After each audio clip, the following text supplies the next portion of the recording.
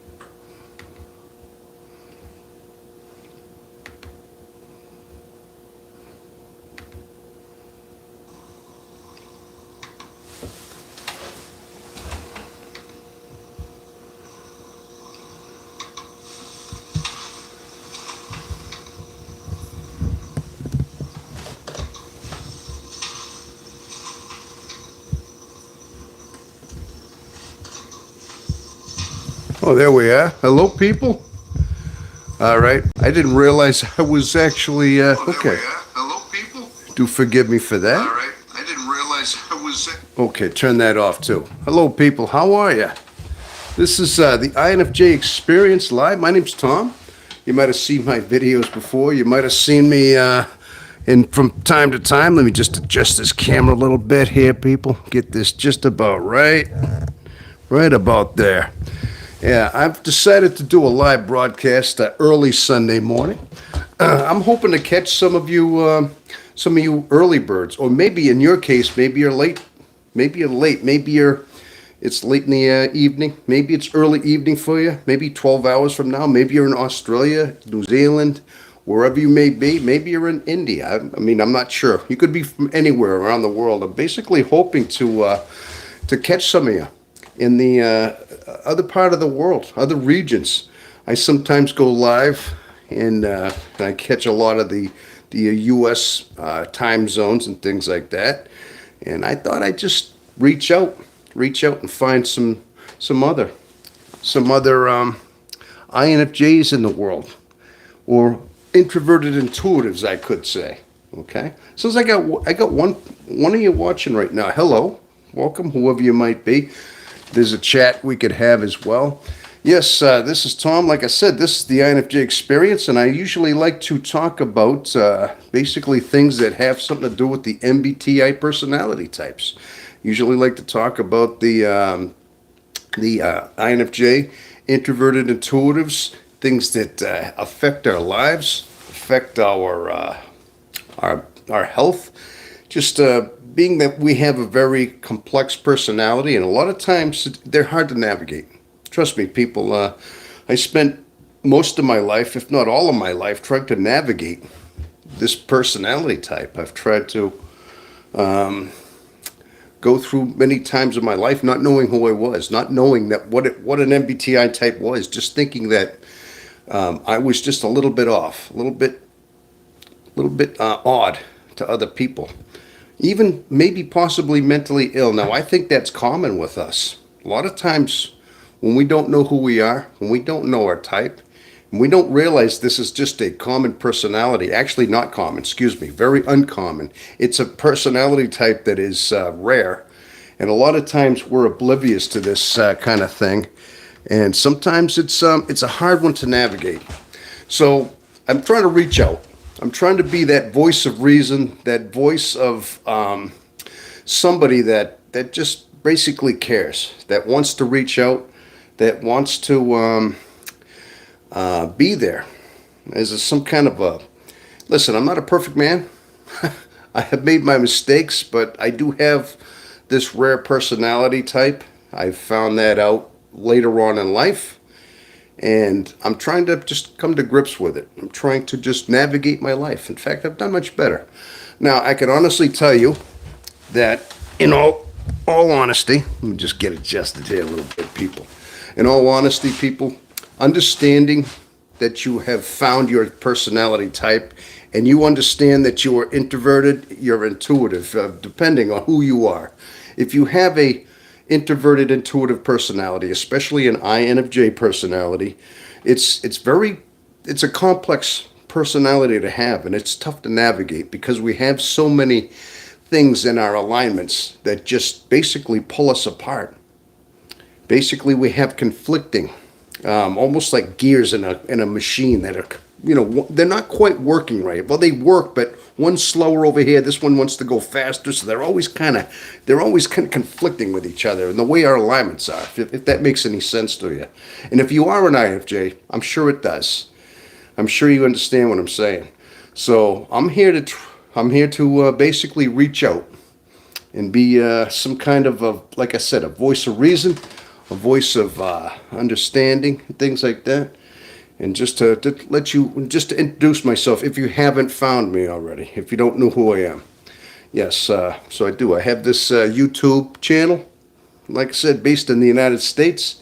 And that's basically what I'm doing here is I am trying to reach out to the introverted intuitive world, basically. All right. So anyway, people, I got one watching. I had two, I got one. I don't expect a lot of people. This is kind of I didn't announce anything.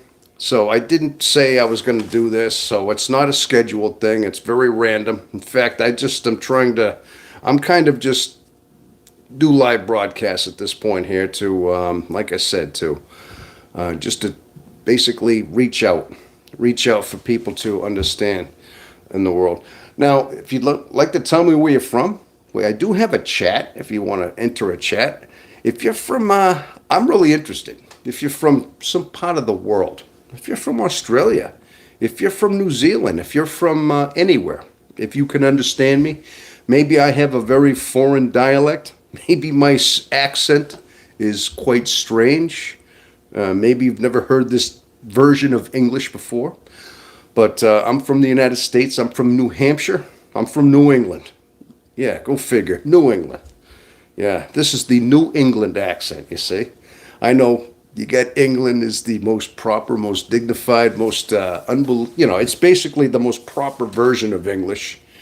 And then you have this version of New England, which is like, what the heck is that?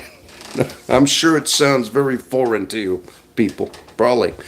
But bottom line is, people, that's who I am. My name's Tom. And if you are out there, yes, welcome to the broadcast here. Okay. So now typically if I was in a different time zone, if I did this more in the afternoon, I'd probably see a few more people come in. Maybe I would because this is just so like I said, it's so unusual that I broadcast at this time. Yeah, so like I said, back to the original point, the INFJ personality is an introverted personality. And if you ever haven't heard of what exactly the INFJ is, it's part of the MBTI, which is the Myers-Briggs Personality Type Indicator, which is basically is broken down into 16 distinctive personalities based upon 4 common alignments in a personality trait. Now, typically people break down into different segments of personalities. Now, people, depending on who you are, the one that comes out is, are you introverted or are you extroverted? That would be the I. In the INFJ, it means introverted. Now, typically introverted type personalities are the ones that are basically they're the shy type. You know, the old shy type. Oh yeah, they're shy. You invite them to a party, they're like, they hem and haw, they think about it, and they come up. Well, I'm kind of busy with plans, and usually they're the ones that go to a party. They might go, but they're not there very long. You know, they're the ones that kind of stand off in a corner a little bit. They'll look around a bit and they look all awkward and everything, and then they usually leave early. Then you have the extroverted types, the E for extrovert. And these are the types that are basically, they're the ones that are the life of the party. These are the ones that look like the longer the show goes on, the longer you're with people, the more charged you get. You get energy. You get like a charge. You get kind of stimulated from people. All right? Now, usually the introverted types usually get drained by too much social interaction, and they get drained by people. So usually they don't attract as much of a they're not really attracting that. So, oh, excuse me, that's the wrong word. Extroverts typically, like I said, they're they're getting life from people, from being the life of the party, while introverts usually are being drained by people. So there's major differences between the two. So then you get the second alignment, which is the second function is usually whether or not you are intuitive or whether you are a sensing type. The N in INFJ is the intuitive part, which basically means if you see something, you look beyond that. You're looking beyond the surface. A lot of times, INFJs are perceptive. I mean, they're intuitive. They pick up on things. Like they may not just hear somebody talking. They may look at their facial expressions. They may look at the way they talk, the way they pause in between a sentence, the way they pause, the way they think about something. They might even see them get shifty-eyed. They may get a little nervous. They shuffle their feet. They document all these things. All these little body twitches they see. Sensing types will see that. They'll hear, but they aren't really looking beyond that. They're really looking at the senses a lot of times. They're not looking at the depth. And also what the INFJ is doing also is the fact that they are always projecting into the future, always seeing future possibilities, future prospects, and deeper concepts based on their personality type as well. So these are some of the alignments that they have. And of course they have the third function is the feeling, which is the F. And then there's the thinking, which is the T. Now, usually personality types either come into are you a thinker or are you a feeler? Now, some types are, like, as you know, some people are different. Some people are more logical. They're more concrete. They're more just black and white. They want the facts, only the facts, if you know what I mean. And then there's the other types that are more feelers. They're more the emotional types, and they think more with their heart. And they're always kind of like, maybe they could be more sensitive about things like that. And these are the sensing, the feeling types. So depending on where your alignment is, I mean, you could be, it usually would fall into that category if you're a thinker or a feeler. All right. And the last one is judging, which is the J in the INFJ, which I'm covering right now. But the J is either you're a judger or you're a perceiver. Okay, so typically, there's usually multiple different types of personalities and people, and now we know that. So many people are different in how they act, how they think, how they respond, and we know that people break down into categories, and people don't think alike. It's because a lot of it has to do, of course, with their upbringing, who they are, but a lot of it is their personality and how it falls in this MBTI spectrum as well. So basically, the judging type, okay, which is the judger. A judging type is basically very structured.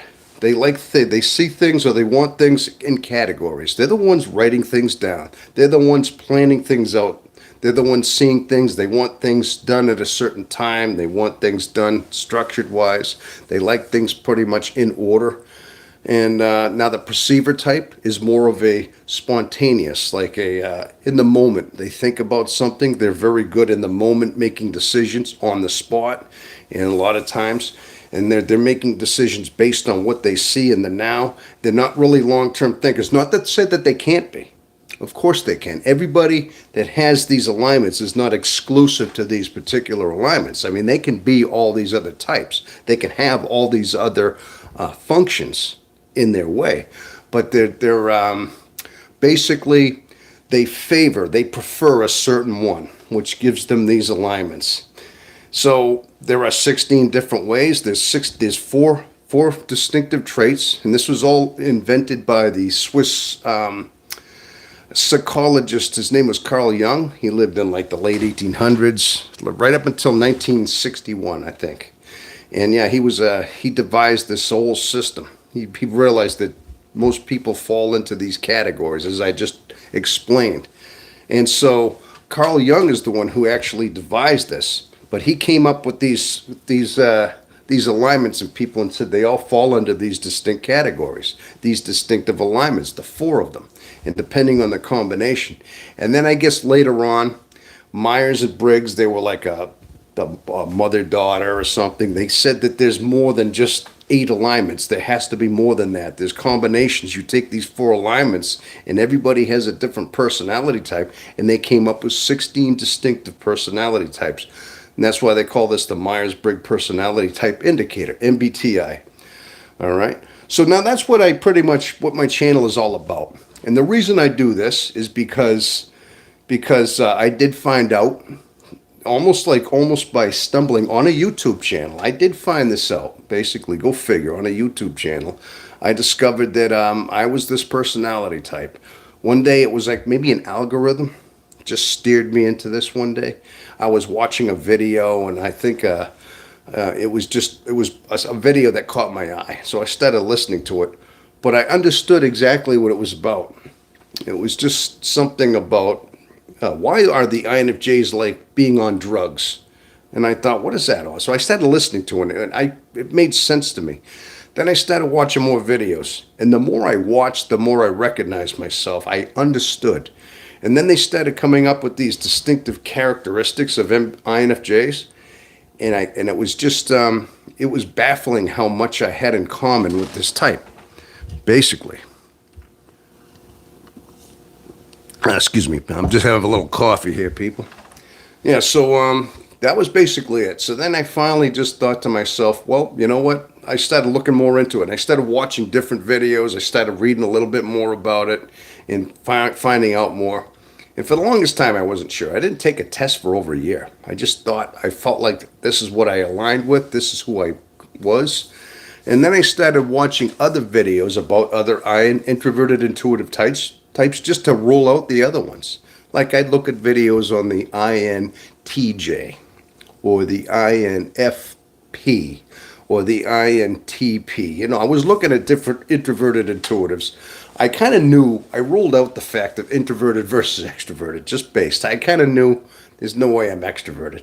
I mean, at times I like to have people around, or I like to reach out to people, but not all the time. For the most part, I'm kind of a loner type. So I knew that I wasn't any bit of an introvert. I mean, extrovert. I was more of an introvert. I knew that.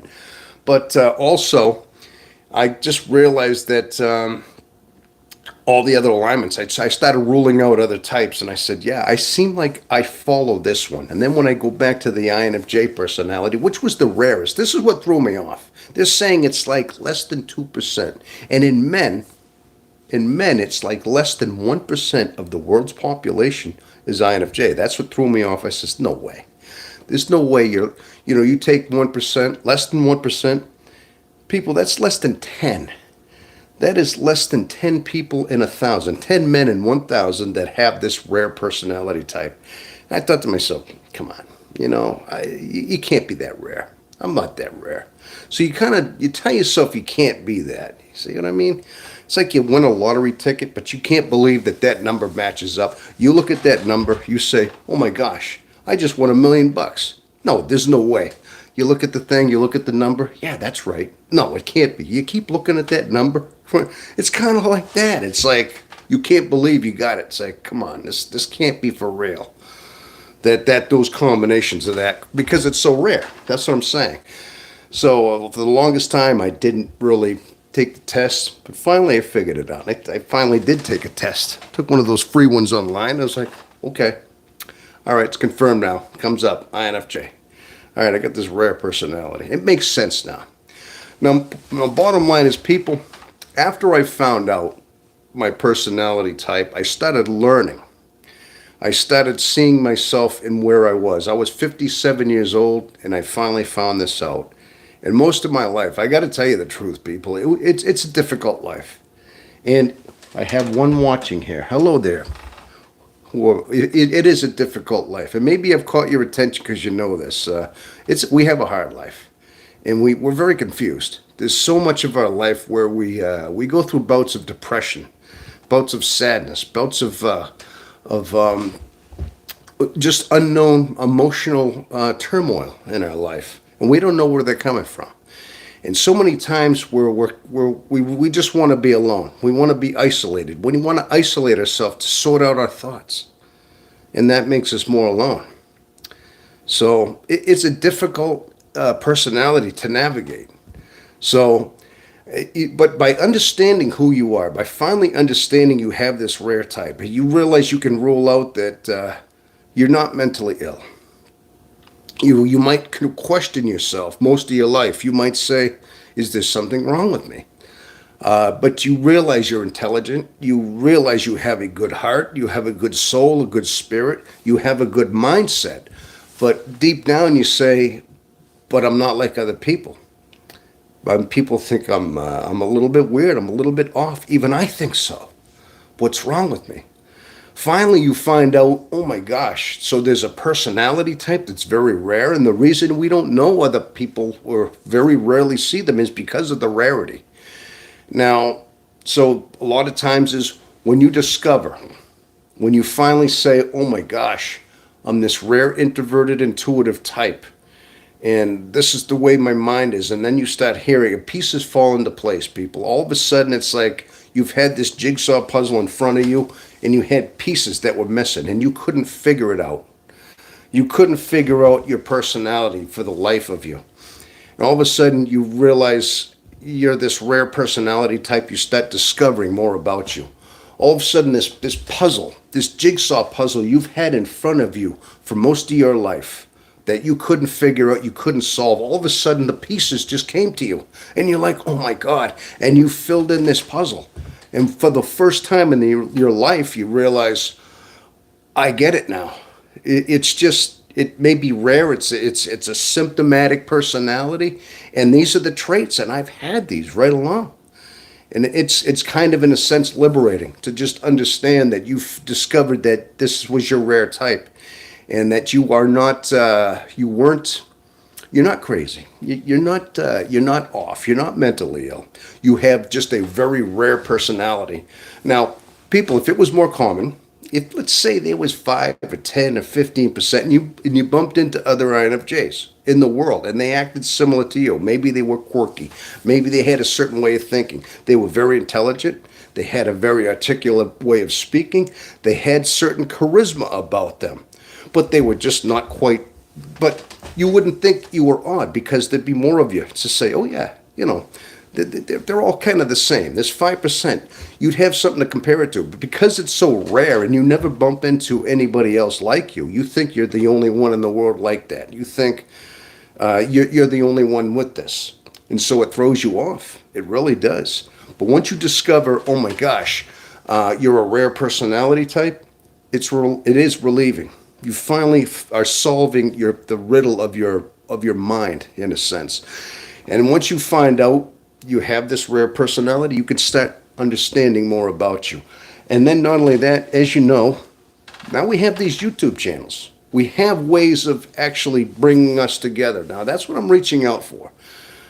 Back before we had YouTube, back before this big World Wide Web, again, it was nobody was really able to connect. Right now, I don't know who I'm talking to. I could be talking to somebody halfway around the world, literally, right now, in a matter of seconds. I mean, technology as it is magnificent as it is just, brilliant in the way it is. So this kind of unites us. This puts us together in a sense. This gives us in a sense, a bond. And a lot of times now you can start hearing other people with your similar personalities tell their stories, tell you their life struggles. Maybe you've had similar life struggles in your life as well. And so, in a sense, it's a bonding. It's a way of bonding with other introverted intuitives, other INFJs. And also, introverted intuitives, in a sense, I mean, they get it too, because introverts, because they're introverts, they're very much in their mind. Extroverts are very much outgoing. They sense the world. They pull the world in. Introverts are in their mind first. And especially the intuitives. Introverted intuitives are in their mind. They think a lot. They like to be alone a lot because a lot of times social situations, as I've said before, people drain them. Too much social interaction may drain people. So they tend to be a little bit more, reserved, a little more alone types. They like to read, they like to stay home, they like to do things alone, they like to be more private. While extroverted people are always calling people up, hey, let's go hang out. Hey, let's go shoot pool. Hey, let's go to the club. You see, they're always doing that. We know the types, but we're the introverts. So we're more of the type of people that are more drawn toward our solitary, you know, hobbies and interests and things like that. Okay. Hello there. I have two of you watching. Hello. There was one. Now I have two. Hello. Welcome. My name's Tom. If you don't know that, and this is, as you know, the INFJ Experience Live. Yes, I'm up. I live up in New Hampshire. I don't know if I'm talking to somebody in the U.S. of A. If you want to leave a chat over there, you could always enter in a chat. Tell me who you are. Tell me where you're from. Just, make it general, people, not too much. If you want to just tell me what country you're from or what part of the US of A you're from, if you're from here, that's okay. And just let me know. But if not, that's okay. We can remain anonymous as well. I'm just talking to you, people. But yeah, no, bottom line is this live chat is a way of just reaching out. And I'm trying to start something here. I'm trying to reach out, like I said, to different regions, different time zones of the world. And like right now, what is it? What time is it right now? I'm going to say it's almost 9 o'clock p.m. Eastern Standard Time. So I'm going to say halfway around the world, you're 12 hours ahead. You could be getting ready for work, maybe. I think you're 12 hours ahead. Maybe you're getting ready to go to work, wherever you are. So, or maybe not. Maybe not. Maybe you're catching me, and it's late in the evening. Hey, actually, no, wait. It already worked. Gosh, when I'm trying to think about that, maybe you could tell me that. If it is 9 o'clock a.m. here, and it's Sunday morning a.m., so it's already, gosh, it's got to be Monday night. You already worked today, did it? Is it Monday night? Oh, gosh, now I'm confused. Maybe it's Sunday night. Maybe that's it. Hey, maybe it's Sunday evening. That's it. So maybe you are hanging out, relaxing. Excuse me, people. I'm just trying to think of what that might be. What time is it in Australia? If you're from Melbourne, if you're from Sydney, I don't know. Or maybe you're from Auckland, New Zealand. These are all very prominent English-speaking areas. And you're probably saying, gosh, look at the accent on this guy. Man, there's an accent for you right there. So, as you can see, I got the good old U.S. flag. You kind of know that's the American flag behind me. So, yeah, but back to the topic, people. Yes, the INFJ personality type actually, I think in a lot of ways, like I said, it's a very complex personality, and the reason I'm out here doing this is because of that. Because I found this out at a late age. I was 57 years old, and I started watching these YouTube channels. Eventually, I started watching more and more YouTubes and things like that based on the MBTI type. Different hosts, different characters, different AI versions describing this personality. And there was some moments when I was first discovered, I started immersing myself, just trying to understand this personality. And I saw myself so much in this. And sometimes they brought me to sobbing tears because they were so accurate. And some of these were just being baffled, being just blown away that I finally figured out it's not me. This is a rare personality, and I have this. And how was it I had that? I felt like, why is that? But it doesn't matter. I found out that I did. And so I started really immersing myself, as I said, back into these programs, these shows on YouTube here.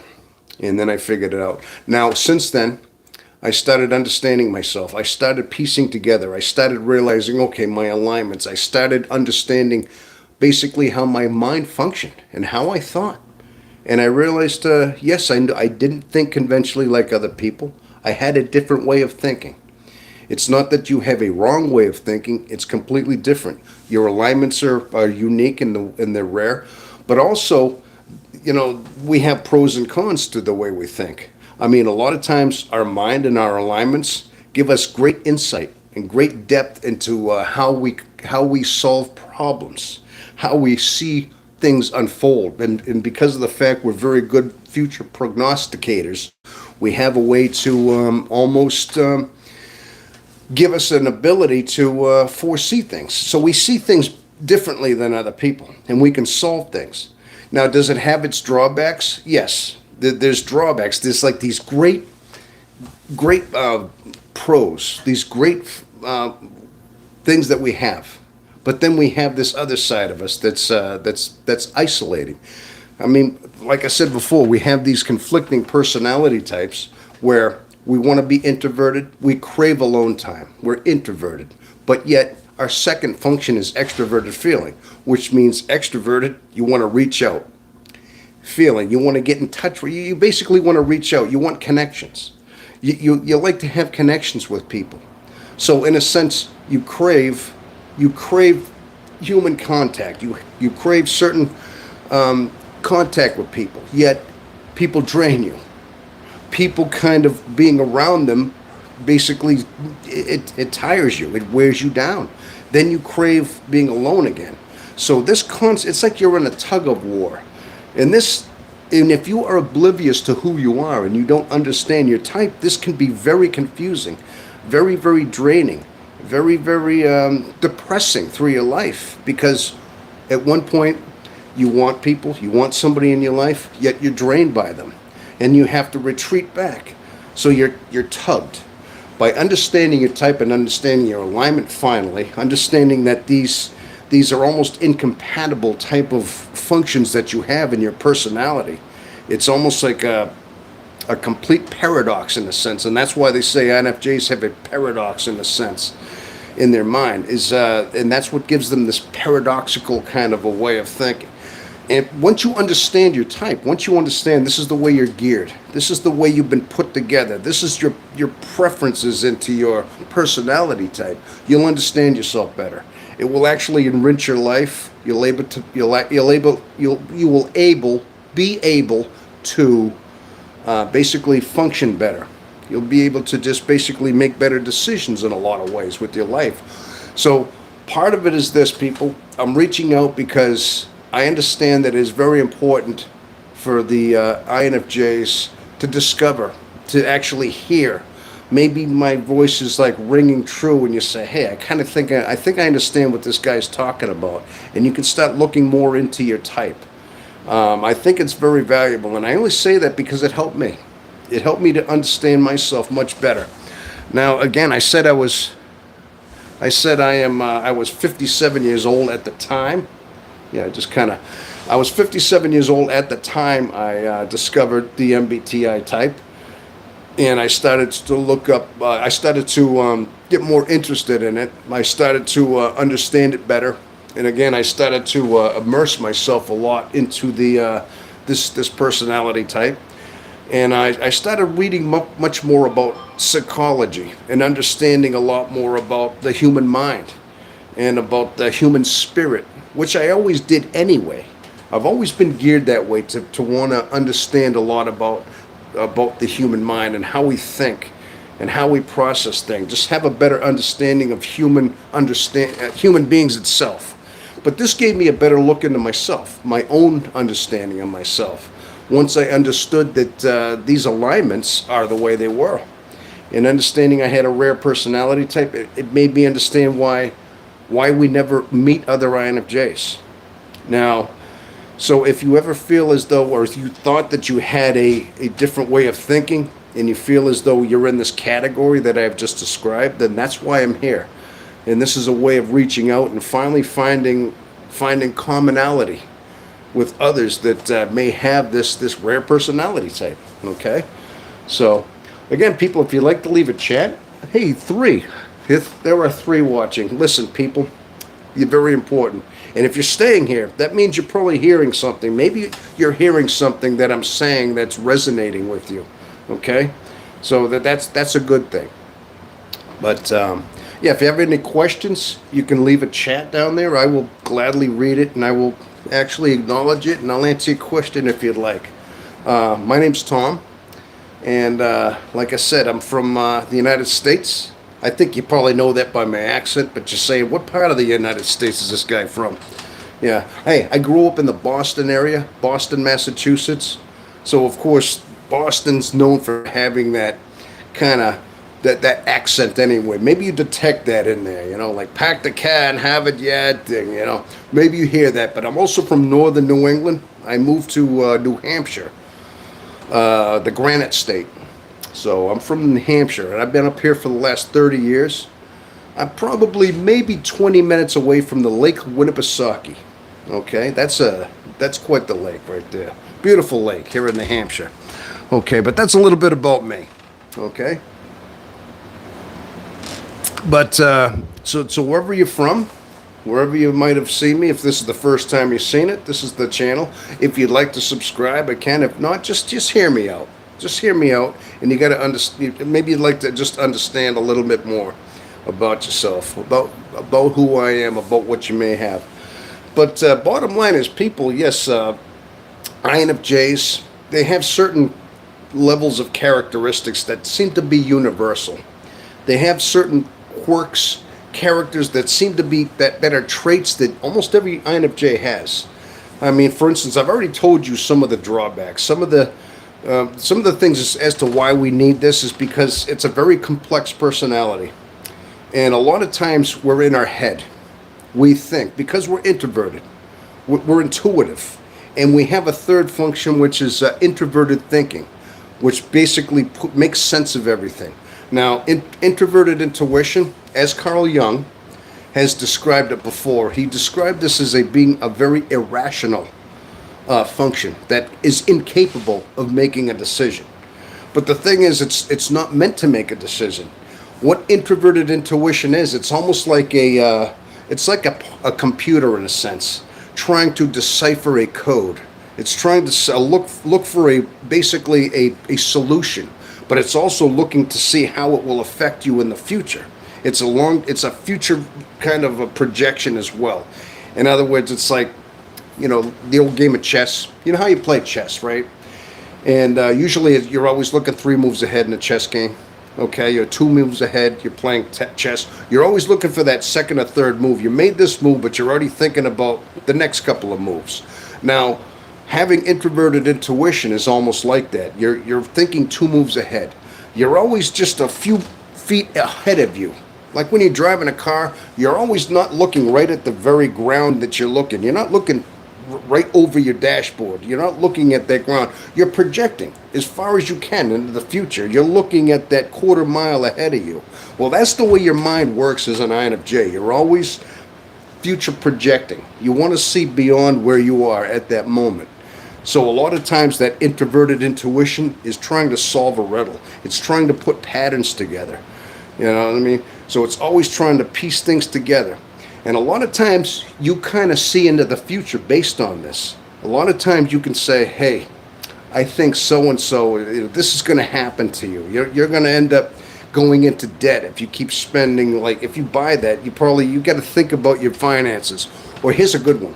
Let's just say you know a couple, you have a married couple, and the way they interact, the way they talk to each other, or the way things are going, you kind of know what's happening. You say, oh my gosh, in 6 months down the line, these two are probably going to be separated. Things aren't going well. You see, you can almost see what people's going on. You can see how things are going to shape in other people's lives, especially because you have FE. A lot of times, you can see what's going to happen in people's lives and things like that. And so there's just different ways of seeing the world in so many ways. All right, but. Peace 25. Peace, you're out there. Hello, Peace. Oh my gosh. Yes. Hi, Peace. Welcome. Yeah, I decided to do another live, and I'm just out here talking, and I was hoping to finally, I'm trying to actually reach out to anybody. I mean, I was actually thinking maybe even people like in different time zones that they're not familiar with. I was thinking, maybe people would start liking to watch at certain times. I notice it's not as common or popular. I mean, I get more people watching it around the afternoon time, but I'm glad to see you're out there. How you feeling there, Peace 25? Is everything going well? AM Eastern Time Standard. Yes, you're in the same time zone. Yes, exactly, of course. I'm doing fine. But yeah, no, I'm just talking a little bit about what I usually talk about on this channel. I mean, this is what this channel is all about, okay? And yeah, so I'm just out here doing that again. I've decided to take my thinking man's chair. This is my, this is like my throne right here. This is like it right here. And I thought, I'm gonna do this. This is like where I do some of my best thinking. It's like this is the center. This is like my chair. This is where I do a lot of my best deciphering here. But basically, bottom line is, people. Yes, it's but by understanding our type, we can better understand ourselves as well. Okay, so yeah, basically, bottom line is that. Let me get back to my original point about the MBTI. Yes, I think it's highly important that we discover our types and discover our personalities in so many ways, and because it enriched my life. I'm basing this upon my own journey. And once I discovered that what this MBTI type was, and understanding I had this personality type, which was very rare, it helped my life. It helped me make better decisions. It helped me decide to go in different directions. It actually encouraged me and inspired me to start this YouTube channel because of it. I was so deeply inspired by the whole thing. I said, listen, if it helped me, and if I was able to help, if it found me by circumstance, I found this and it helped me out. It didn't cure me. People, it's not a cure. It's not like, oh my gosh, you're cured. You're never gonna you're never gonna make a bad decision in your life. It doesn't do that. It's not like I'm cured, but it just helps to give you insight that you have a rare personality and you have a certain set of alignments that's not common. It's just not common to have all these this thinking combination. It's just not. A lot of times they're not compatible. So it helps you out in that way. It just definitely does. It helps you to make better decisions based upon that as well. That's all, people. So if it helped me out, and just by understanding that, and just by being here, and also too, people, it's a way of saying you're not alone. Finally, you can find a channel. You can talk to somebody that's basically had the life you've had. They've gone through some of the same similar things that you've gone through your life. You're not alone in that. You've had the same moments and bouts of sadness and despair in your life. And it wasn't in vain. People, it strengthened you. It made you better than who you are. It forged you into being a much more sufficient, self-sufficient, independent person, basically. So there was some magnificent pros to having this personality. It strengthened you. You probably are more mentally strong, more mentally secure within you. Maybe not secure. I mean, we have drawbacks, but you're mentally strong. You're tough. You are resilient. I'm talking psychologically. You understand people. You understand emotions. You can read people. You have a certain almost a cerebral jungle street smarts in a sense, almost like a smartness about you because you've spent your life reading people, understanding people. You have empathy. You feel emotions. That's another thing too, people. You are empaths. INFJs are empaths, basically meaning INFJs have a strong, very sensitive, empathic nature. They can feel emotions. People, INFJs, I mean, all personality types have this to an extent. We all feel emotions. We all do feel that emotions. We detect emotions in so many ways. But bottom line is, people, we also, times if we're unaware of this, they confuse us. This is another reason why I'm out here. When you understand you are empathic and you are absorbing emotions, a lot of times you think they are yours. You could randomly be around people, and if you're picking up an emotion and you absorb it, you think it's yours. And a lot of times, this is a confusing part of our life, and this is a major confusion in our life. By not understanding our empathy, we may feel the emotions thinking they're ours, and all of a sudden our mood changes. Maybe you're picking up something toxic or something sad or somebody's anger, somebody's hatred or jealousy. You might pick up a negative emotion just by being near people. And all of a sudden, you wonder where this is coming from. And it changes your mood. It makes you think, what am I going through? And right away, it could just put you into a little bit of a tailspin for the rest of your day. It could affect the rest of your week because you won't know why you thought that. And you'll wonder what you're thinking. Then you'll start trying to piece together why these thoughts came into your mind. Now, by understanding you have empathy and understanding that you detect emotion, understanding you absorb emotion, if you understand you have this level of it, now you can start regulating. You can control it instead of absorbing an emotion and letting it alter and your personality. You can feel it. You can detect it and know it's something around you. You can know that it's external, not internal. So by knowing this, by understanding your type and not being oblivious to this, it'll enhance your life because you're going to be able to understand it's not you. You're just absorbing this. And it's somebody around you that's doing that. So being an INFJ, yes, you're very deeply empathic. In fact, the INFJ is probably the most sensitive with their empathy out of all the 16 personality types. So this is highly important. And I only say that, people, because a lot of times in my life, I had gone through this very thing. What I just described to you, this happened to me. And a lot of times I think some of our confusion and some of our traits that we go through in our life is just because of that. Because we absorb the emotion thinking they're ours, and just like I described. Excuse me. Now, we could find out the hard way and just have wisdom. And a lot of times you could go through most of your life finding this out. But by just understanding you have this rare type, especially at an early age, it would have been nice if I was in my 20s and figured this out. Although at that age, sometimes we're so stubborn, maybe we wouldn't have cared. Maybe it just wouldn't have mattered anyway. Yeah. MBTI. You know how we are. Teenagers, they don't care. And they want to just learn things the hard way. Nobody could tell them. I mean, you reach a certain age in your life, a certain wisdom in your life, where it's going to click into place. You're going to want to know these things. You're just going to want to understand yourself better. You're going to want to understand your personality and your character much better. And you're going to want to have these things. You're going to want to basically have a better grasp of your mind, of yourself, of your thoughts.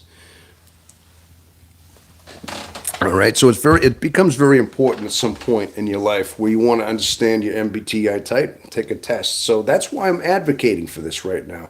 I only say this, people, because yes, it helped me out as well. All right. So, all right, but bottom line is that's one of the reasons why I'm here and why I like to do what I'm doing. Okay, and I think it's highly important. And being that we have this broad way of communicating, we have this broad way of reaching and gathering this World Wide Web. You might as well make it work for our advantage. This takes a very rare type and personality type, and somehow there's algorithms. I mean, there's ways of reaching out to people that are geared toward this. Maybe there's other INFJ channels. Maybe you listen to other ones, and now you have a different viewpoint. And again, each INFJ, they could be any walk of life. They could be from anywhere in the world, like anybody. They could be all around the world, and but they think they have a similar alignment in how they think, but they could be completely different personalities, different genders, different races, different creeds, and they could speak completely different languages from anywhere in the world. But one thing that bonds them together is their alignments and how they think, how they process, how they see the world, and things like that. So there is a commonality with this personality type. Now, another thing, people, too, I noticed, too. Now, Peace, if you're still out there, I've told Peace in the Valley 25. She left it. Okay. A lot of times we are, like I said, I was getting to the point where I was very, almost not reclusive, but very stoic. I typically am. And I wasn't doing a lot of talking. I mean, I got to the point I'm very much a loner anyway. I live alone. I have a lone solitude life. I guess you could say I'm a lone wolf type, and I very much am so, and I always have been.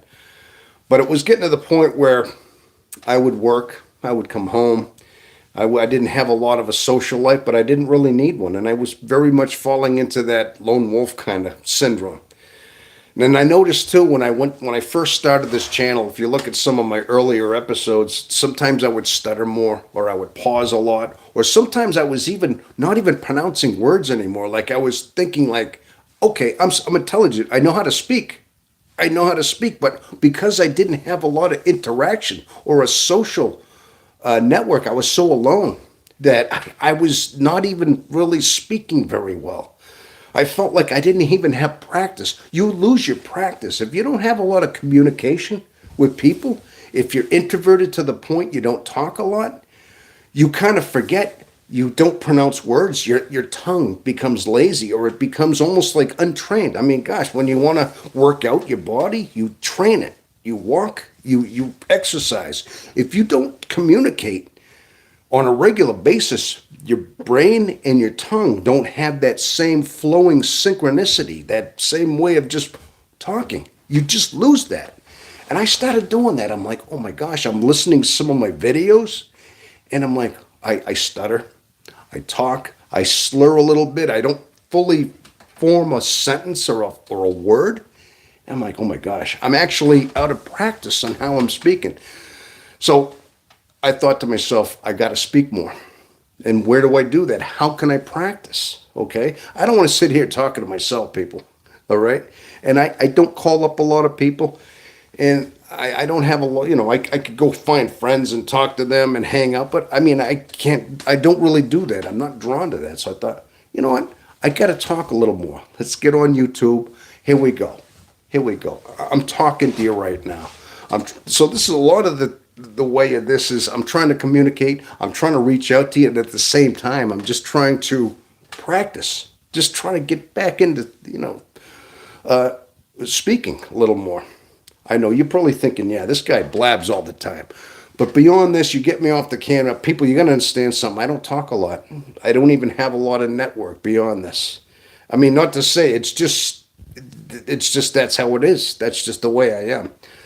But after saying that, this is why I'm here, okay? This gives me an event. This gives me an avenue. This gives me something to have a purpose for as well. We like to think we're helping out people. I like to think that somewhere out there, somebody hears this, understands this, and wants to basically, they hear it, and they may get something out of this, okay? But if you've ever seen some of my channel, I mean, I've been doing this YouTube channel for about 6 months. This is my first channel. I'm relatively new to YouTube. I mean, 6 months into it now. I started this YouTube channel. And as you can see, if you look a little bit, you can see the channel that I'm on here. It is a growing channel. All right, I've gotten some subscribers. See how I just did that? I had to think about that. Things should flow out. Yeah, I have some subscribers out there. We're all out here, and I think a lot of you have been very supportive. And some of the ones that I see on a regular basis, you really warm my heart when I see a lot of subscribers come back in, and we talk, and some of them join these chats or they leave their comments on my shorts. I put a lot of shorts out there and things. In fact, I just uploaded one a little while ago. I just uploaded a short. Maybe you've seen it already. It was called the INFJ, the chameleon. Basically why we chameleon in front of people. And it was just one of those shorts, So, yeah, that's basically it. So, so a lot of times this is very important that we get out there. I mean, I think it's important too to have a social life somewhat. You got to talk to somebody at some point in your life. You really do. You have to have some kind of outlet somewhere. So, all right. But anyway, so people, we are at this point, this channel, like I said, the channel has 582 subscribers, and like I said, it's growing. I'm trying to grow this channel. I'm trying to grow this community. I'm trying to make sure that this community is growing and is actually developing. Is actually finding more like-minded people.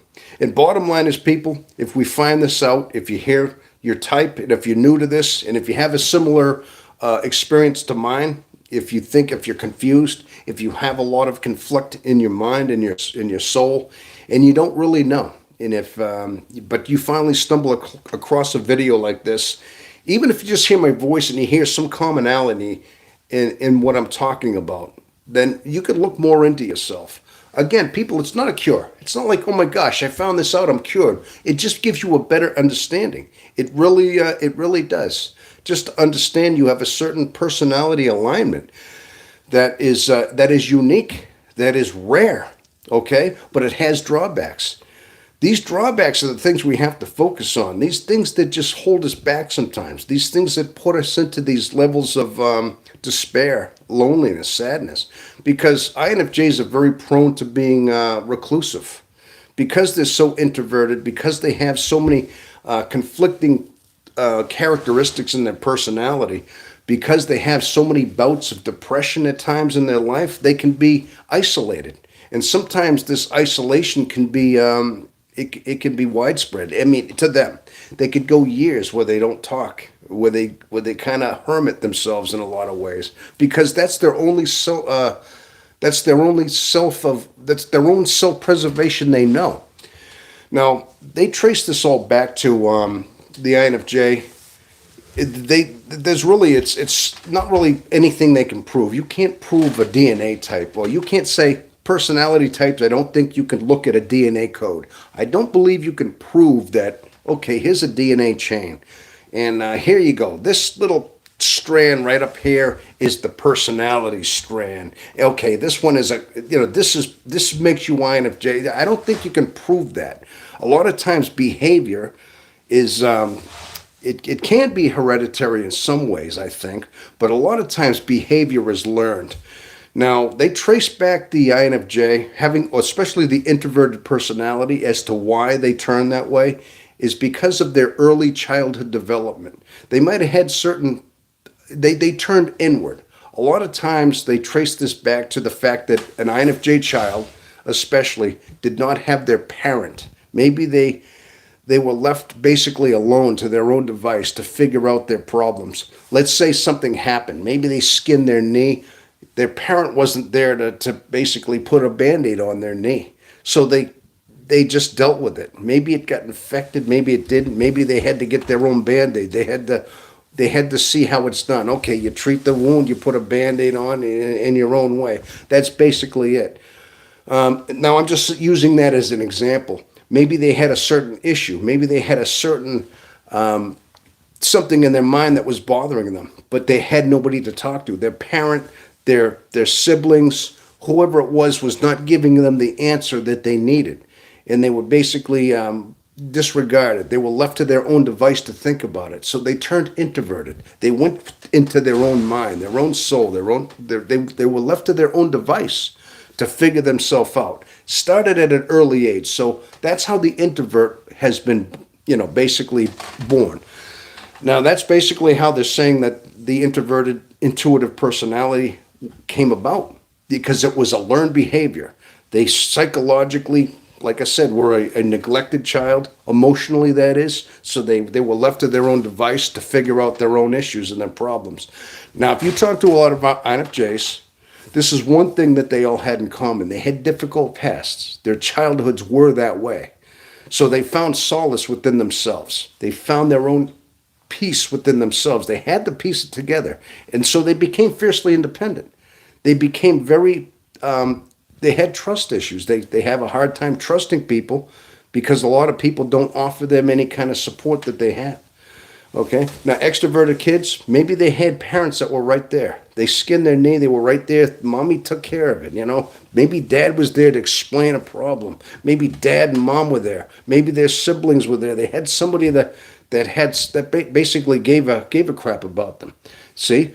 So a lot of times that's where they stem a lot of these introverted, intuitive beginnings is because of the difficult childhood that they had. And they had to turn within themselves in order to be their own guide, their own parent in a sense, their own guidance system. So they began to understand, they developed intuition, their introversion, their mind, their own solace of their mind. They were their own best friend. They had a way of just computing, putting things together. And they grew up that way. They were molded, they were shaped in that way. This is the origin as to why the introverted intuitive became who they are.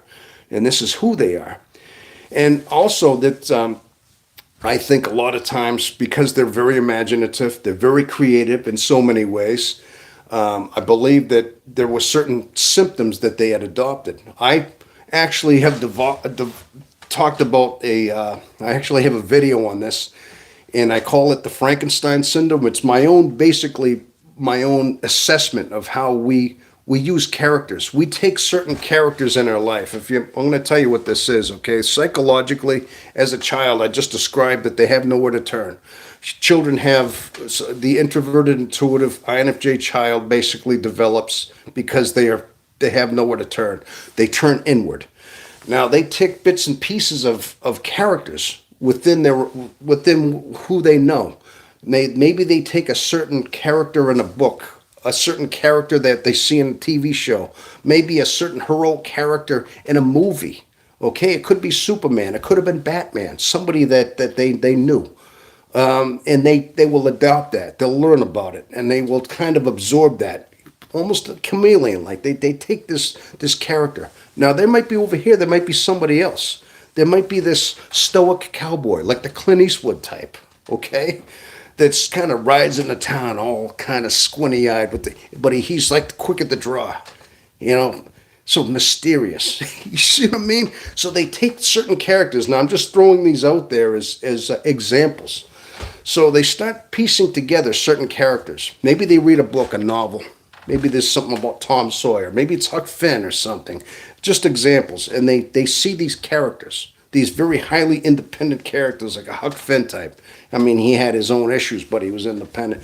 But they stitch them together. They take these many different characters and personalities, and they stitch them together almost in a figuratively, in their psyche, in their mind, and they kind of adopt all the characters of these personalities, and they become their guardians. They become they adopt their character, their wisdom, their intellect, their mind, and they have these fusion of characters, becoming the Frankenstein syndrome, and they gather these people. They gather different ones through the course of their childhood, through the course of their life in some ways. Eventually, they mold them, they shape them, they kind of steer them in such a way. And this is why they become very independent. But they have bits and pieces of characters. I mean, they could be siblings, they could be older brothers and sisters that they emulate certain things about. They could have been parts of their parents, what wisdom they had to offer. But this is a lot of what the Frankenstein syndrome is. It's a psychological development. Now, I believe the INFJ personality type is very susceptible to this. Now, other introverted intuitives have this as well. But this is something that as to why they are shaped and they are molded the way they are. Okay? So,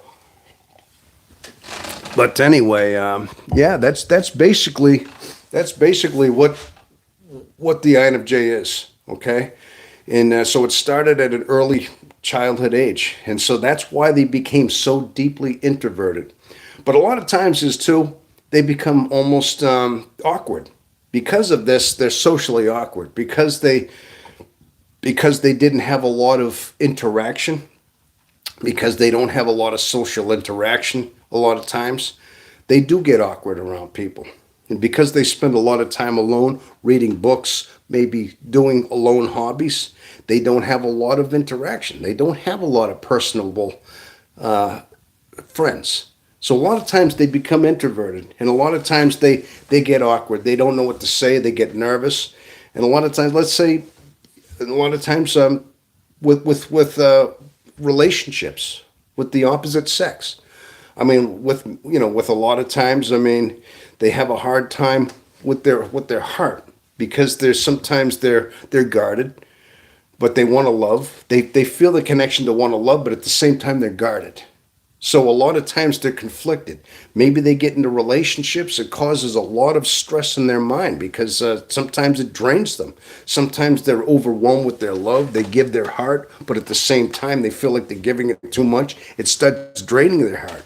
A lot of times they have difficulty maintaining even romantic relationships through their life. People, trust me, I'm only saying this out of experience. I say a lot of what I say and a lot of what I'm telling you about the INFJ personality is based on personal experience, is based on what I went through, basically. So a lot of times, yes, I mean, these are some of the characteristics. These are some of the commonalities in INFJs. Is that, yes, they're hyper independent. Yes, they had a troubled childhood, very traumatic, very emotionally traumatic childhood, where they had to kind of figure out the world on their own, in a sense. So, yeah, they became very introverted. It was a learned behavior. They became introverted. They became isolated. Their introversion, their intuitive mind of piecing things together was just their own intellect. They had to have something that would see a future possibility so that they could protect themselves. Now, this is some of the theories. These are the theories as to why.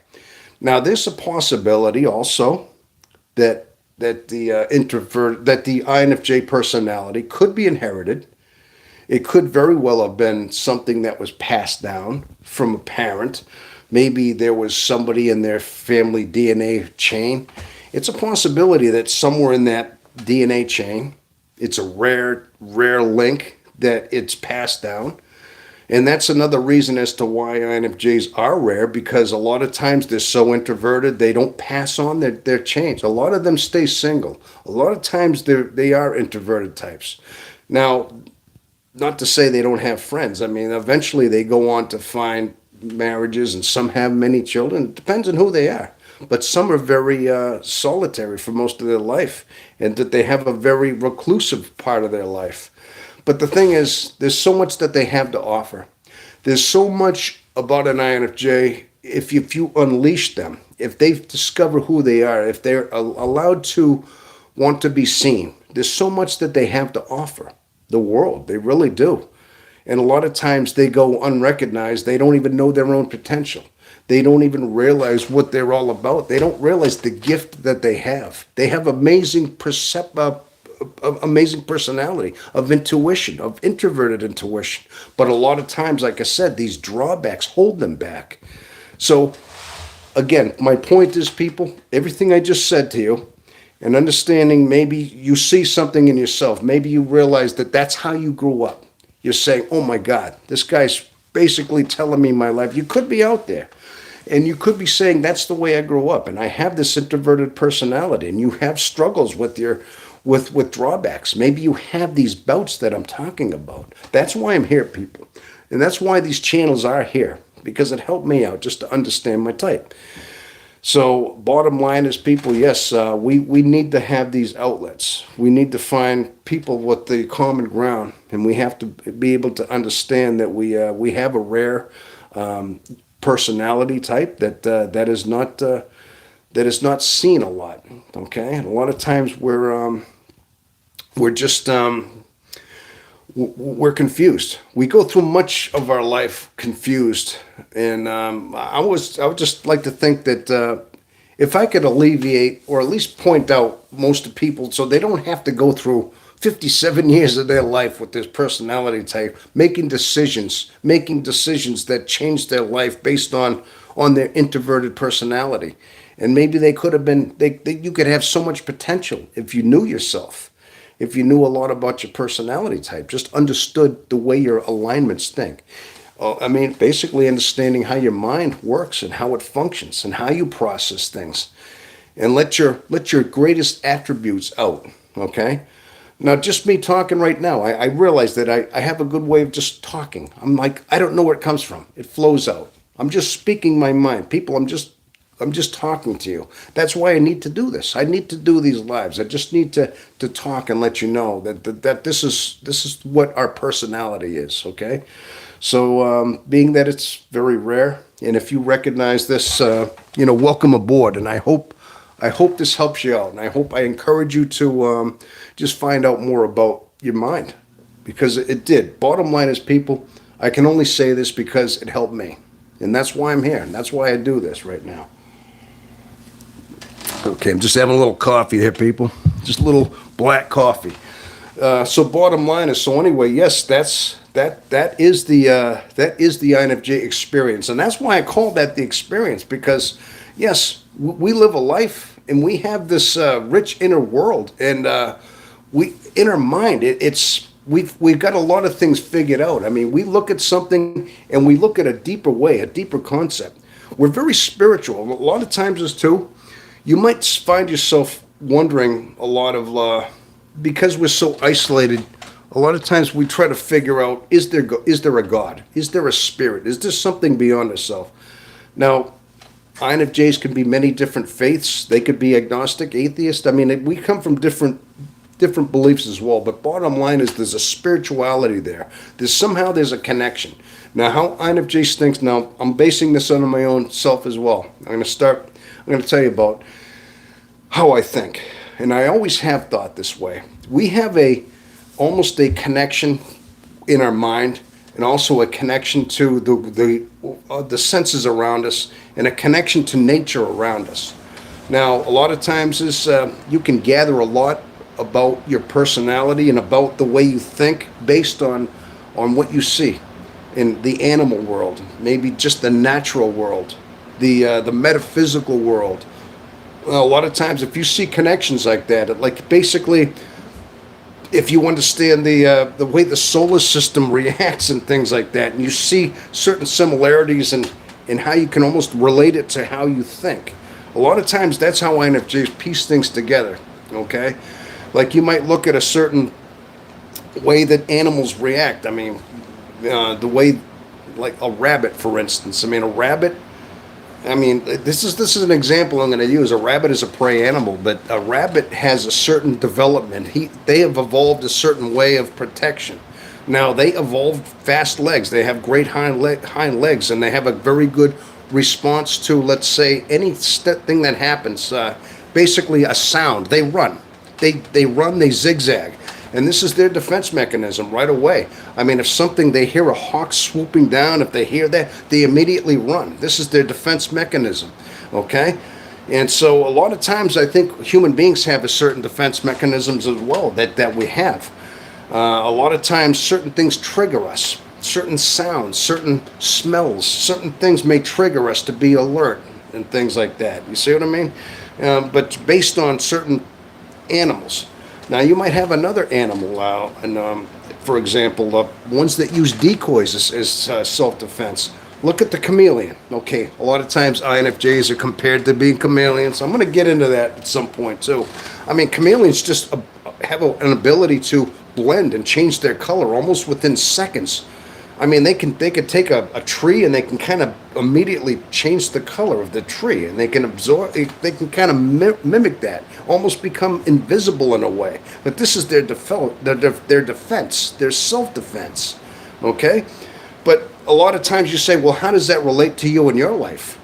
But again, you could say, okay, what type of animal from the animal world can you kind of relate to, and how you're piecing something together in your intuition? I don't know if that's a good way of putting it. I'm trying to think of the best way. But see, these are the ways INFJ think. They have a very deep and complex way of absorbing the sensor world around them, and the way physics and the way the world is constructed, and how it is that they can present a reflection into their own human nature. I hope I'm saying this right, people. But I don't want to. So basically, these are some of the ways INFJs kind of process their mind. They process the way they put things together. Okay? Now, people, maybe you think that way. I have my whole life. I've had to use certain ways, and certain ways I piece things together, in certain ways that we see the world, and these are some of the ways.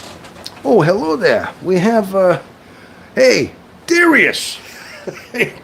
Good morning, Darius. Definitely got the chameleon gift, but it can feel like imposter syndrome at times. Oh, there you go, Darius. How you doing there? Good morning, Tom. Good morning, Darius. Glad to see you out there. Awesome. Listen, I'm just, the reason I'm doing this is, like I said, I need a little bit of practice. I need a little more speaking time. I really need to learn how to speak again. I don't do a lot of communicating. If you can believe that, you think to myself, oh my God, this guy never stops talking over here. He don't shut up over here. If I get outside this camera, people, I don't talk. I don't have a lot of social groups. You got to understand that. I'm trying to get out there. This is me talking right now. And I know I talk too much, but you wouldn't, outside the camera, I don't do a lot of talking, and I have to get out a little more. But anyway, Darius, it's good to see you out there. Yeah, I was hoping to catch a little bit more of a time zone. Maybe some people in the other side of the world, it's late evening. Maybe they're relaxing, hanging out just before the bed. And I thought, gosh, maybe I could pick up a lot more different people from different time zones here. But it's always good to see some old acquaintances, old friends out there. Now, Darius, if you ever get a chance, I mean, he's like the mad scientist. He's even described that way himself. He's got some cool videos out there, some inventions that are, oh my gosh, mind-blowing.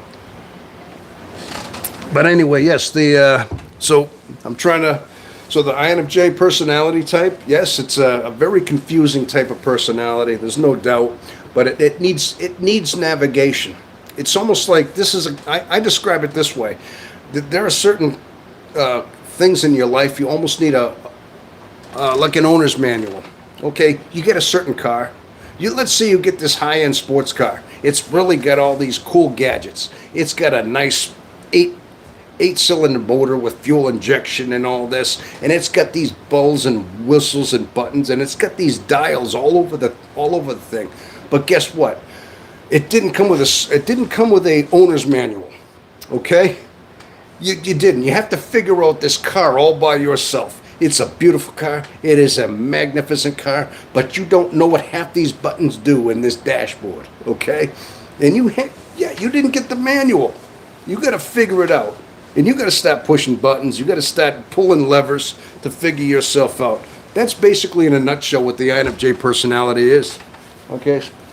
That's basically what it is. We have a very complex mind, a very complex personality, and a lot of times we don't know we have this. We have this, but we can't figure it out. And a lot of times we go through our life trying to figure out our own personality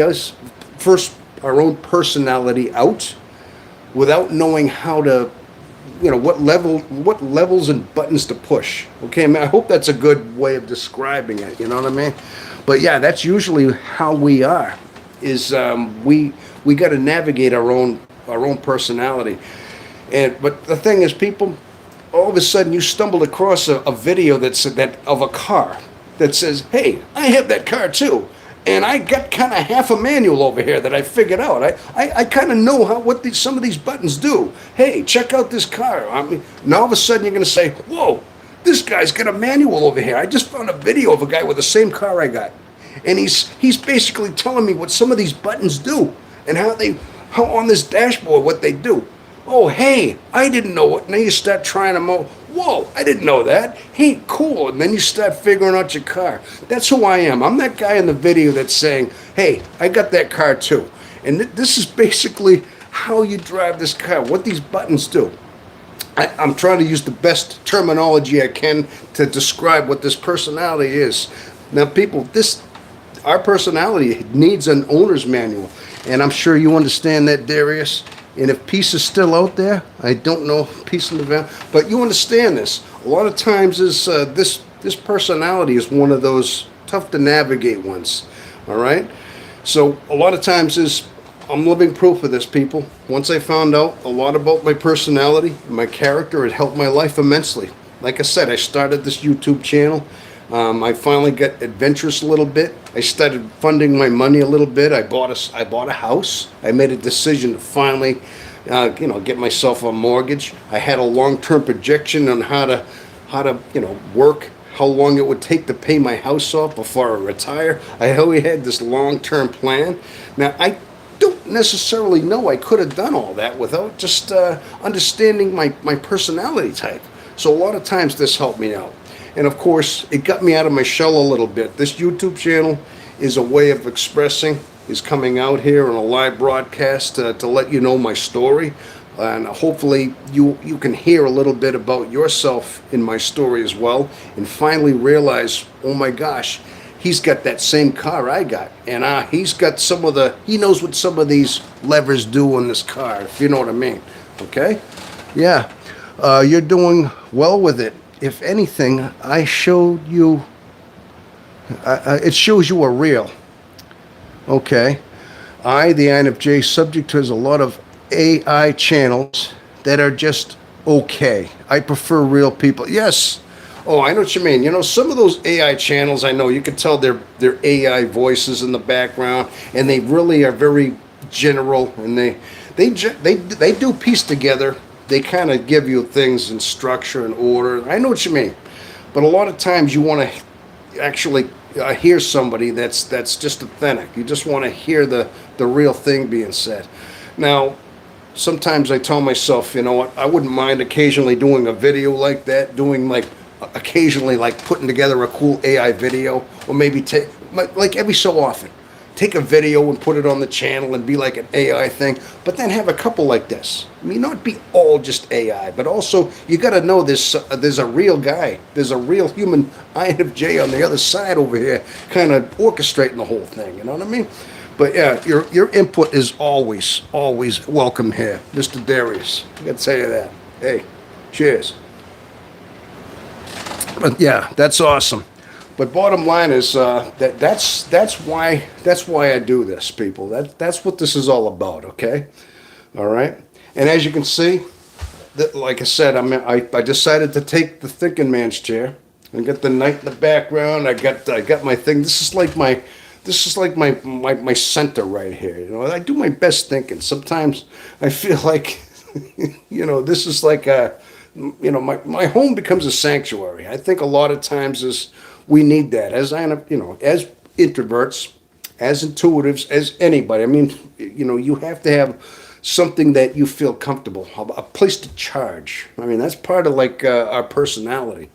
Yeah, but you got to understand that about yourself. If you don't realize you're introverted, and a lot of times if you don't realize that you need alone time, that's another thing too. You may have an introverted personality, and you're always like going out of the way. You might be trying to find friends, but you're always drained. Maybe you're going out and hanging out with people, but you're always feeling tired.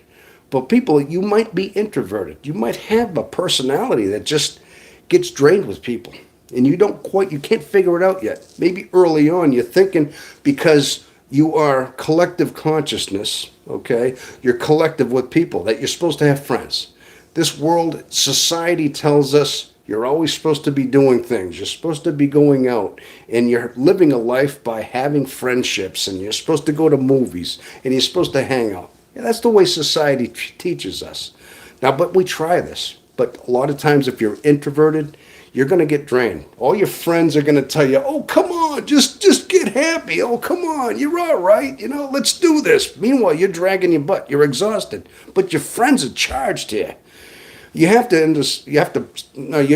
just want to go home and relax. You want to go home and read a book. You had enough. People, just take these cues. And if you don't understand your personality type, then a lot of times you're going to exhaust yourself. This is why I'm here, people, because a lot of times you may become exhausted. You're around your friend groups. All your friends look great. Maybe a couple of years that just want to, maybe you want to go home early and you just feel like you want to read that book. All right? Maybe they're calling you up, hey, let's do this and that. If you don't feel up to it, just understand, I'm introverted. And right now, I don't have the battery charge. I need my alone time. I need to stand back a little bit. I need me time. I just need to recharge. I need my throne here. I need my space. So this is part of why you need to understand your personality type. Now, maybe you're not necessarily INFJ. Maybe you're introvert, intuitive, whoever you may be, but you need that charge time. And you need to know this about yourself. Now, I only say this, people, because as a younger man, I did these very things. I thought I should have more friends, and a lot of times I was exhausted. I'd go out with friends and things like that. I was making bad decisions. I was draining myself, and I started getting into a constant jet lag. Like you're exhausted, but you feel like you're supposed to be hanging out. You feel like you're supposed to be part of something, but you really don't want to be. But eventually, something takes over in you. Something will all of a sudden crash within you where you have to almost go into bunker zone. almost like an emergency retreat in your own mind. And you're almost pushed into these. And if you don't understand what that is basically you go into isolation. You build the wall. You have to retreat from the world all of a sudden, almost in an extreme fashion, where you've had all this stimulation, all this introversion, you've had people drain you, and you can't take it anymore. So you retreat. Now you have no choice but to go into your solitude. Now you may start, kind of putting yourself into almost like a bunker, and you may spend weeks in this bunker, at times. Now, INFJs do this, especially when they're extremely worn out. And then they may have no choice but to almost go into their, almost like a shelter within their own psyche, within their own mind. They isolate. And now you might stay there. You might want to read. You just don't want to talk to people. You leave the phone. You don't answer the phone. All of a sudden, the friends that you had might start knocking. Hey, what are you doing? Or you might not want to answer the door. You say, hey, I'm just busy.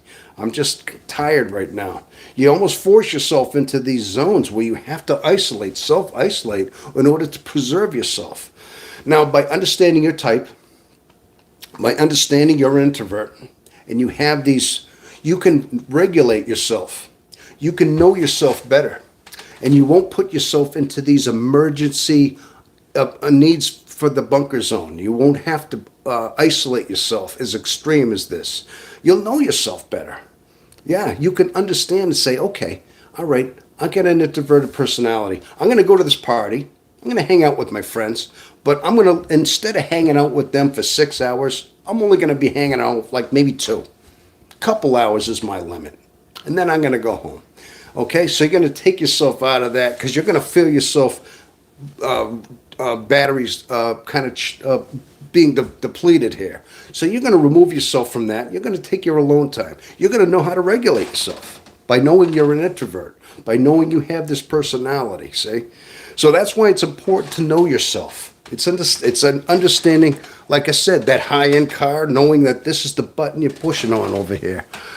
Okay, gosh, I love what we're trying to build here, Tom. I'm happy to be here. All right, Darius, definitely. I have a long list of bad decisions I am trying to make friends in my younger. Yeah, you know what I'm talking about. Yeah, of course you do. Of course you do. That's why we're drawn to these channels. Now, again, like I said, people, this is what this channel is all about. You tap back into this, you hear somebody else and say, okay, you find out about yourself. We have a sanctuary. We have a kind of camaraderie here. Even though we could be worlds apart, we could be halfway around the world, halfway across this country. We're drawn together right now by this channel, by these groups. And we're able to connect in a way, okay?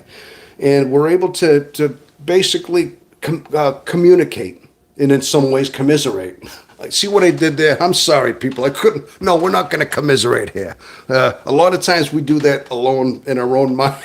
In so many ways of self. We don't want to have to go there, okay? We're going to keep this upbeat, okay, people? Yeah, but by understanding you have this introverted personality and that's your character, it will help you immensely. Just enhance your life in so many ways, okay?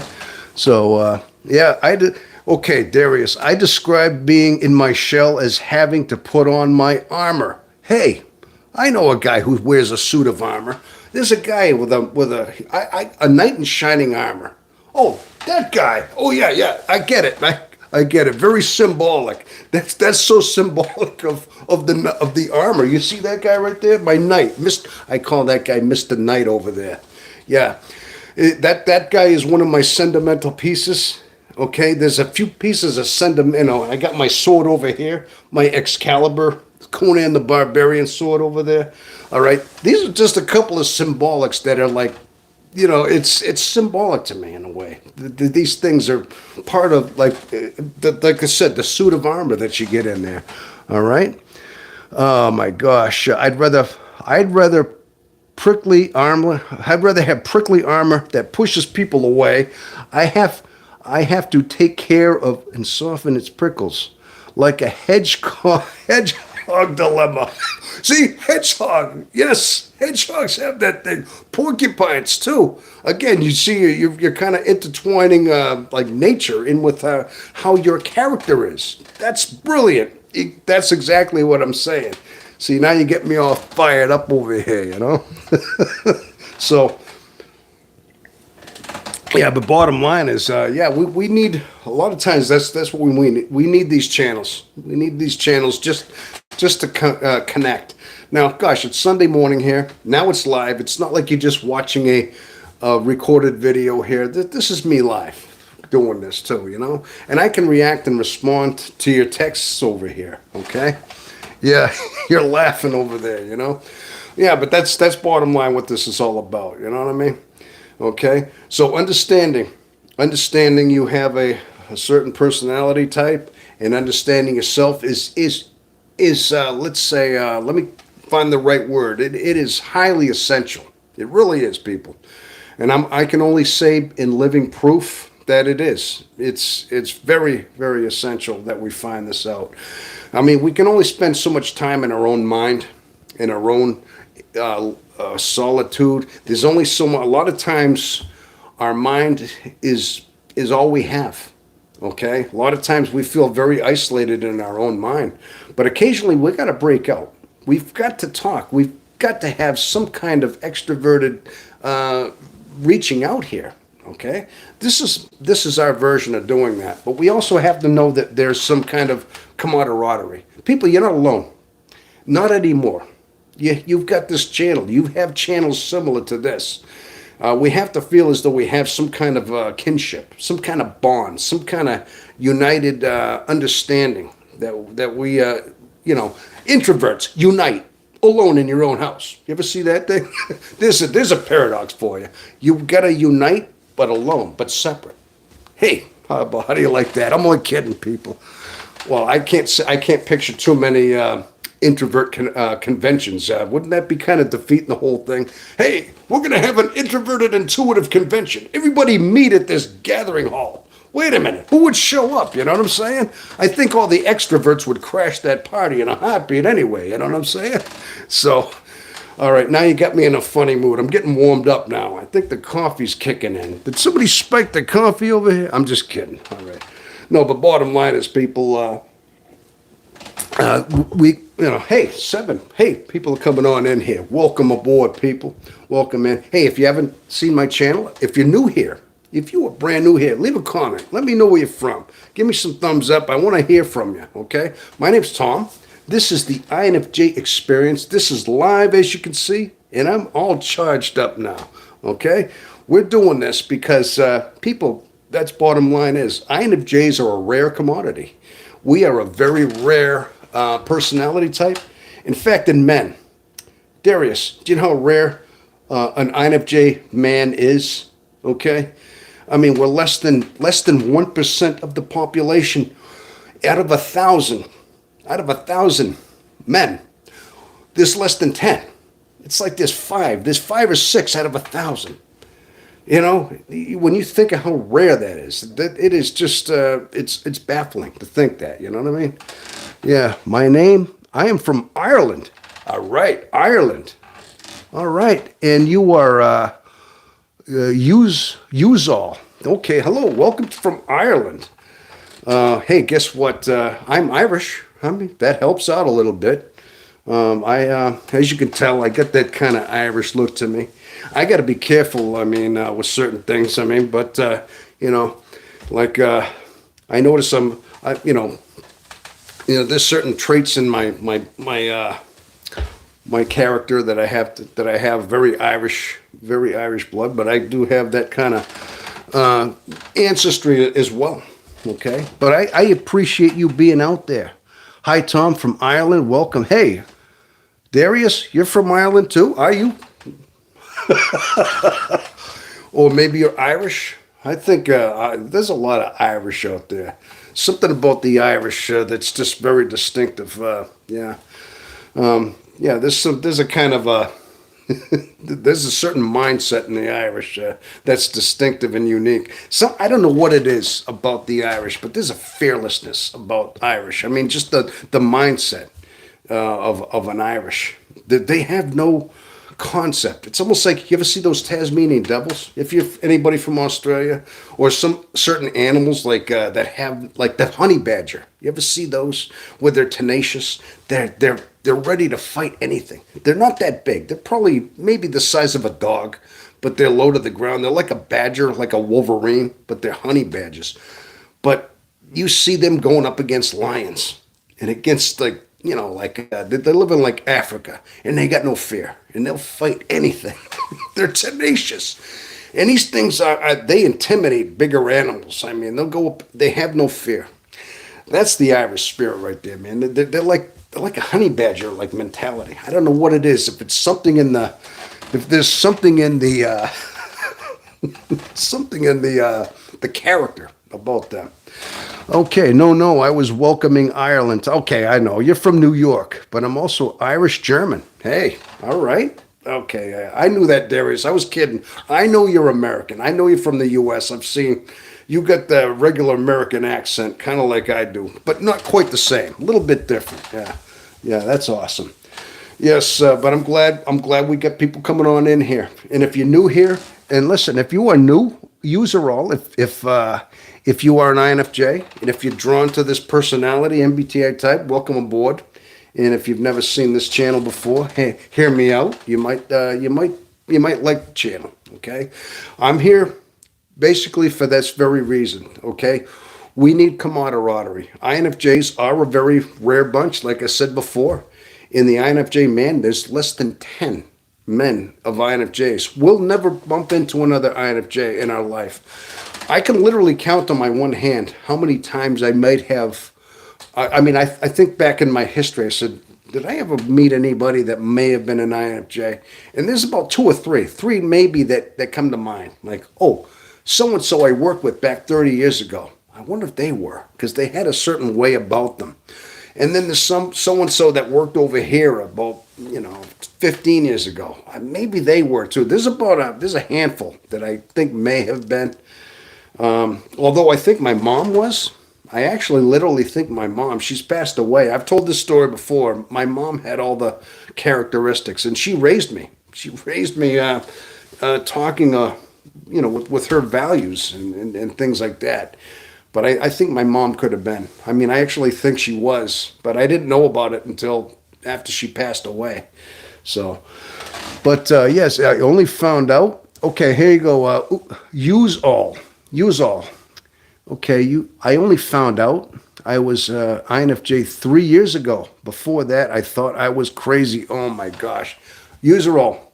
I think that's the story of our life. That's the same thing with me. I thought I had mental illnesses as well. I really didn't know. I'm the same way.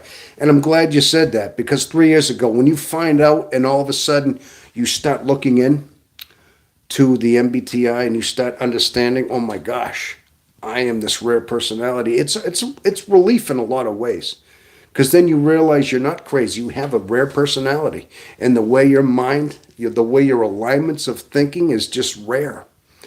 And but I'm glad you found this out, okay? And you thought you were crazy. Yeah, it's the same thing here. I think a lot of us have a similar story, and that's why we need these channels. Okay, we're very rare. And like I was saying before, I said earlier in the broadcast, now, if, say, we were a higher percentage, say there was 7%, but you knew more, and you bumped into somebody, you'd have a little bit more of an understanding, because more people would think like you do. But because we're so rare, and because we're not conventional, we don't kind of fit in with a lot of the society, because we think so radically different in so many ways. A lot of people think we come across as being eccentric, a little bit aloof, a little bit strange. Our dialect, the way we talk, I mean, we have a very good communicating style, but we're not conventional in so many ways. We are a different breed, and a lot of times people shun us because of that, or we get ghosted a lot of times in our life. I mean, we're decent people. People like what we have to offer, but a lot of times they don't want to get too close. A lot of times they leave you out of certain friends group. We've been ghosted a lot in our life. We've been kind of left aside. People like in the beginning, then they realize you're deep, you're complex, and people it intimidates some people.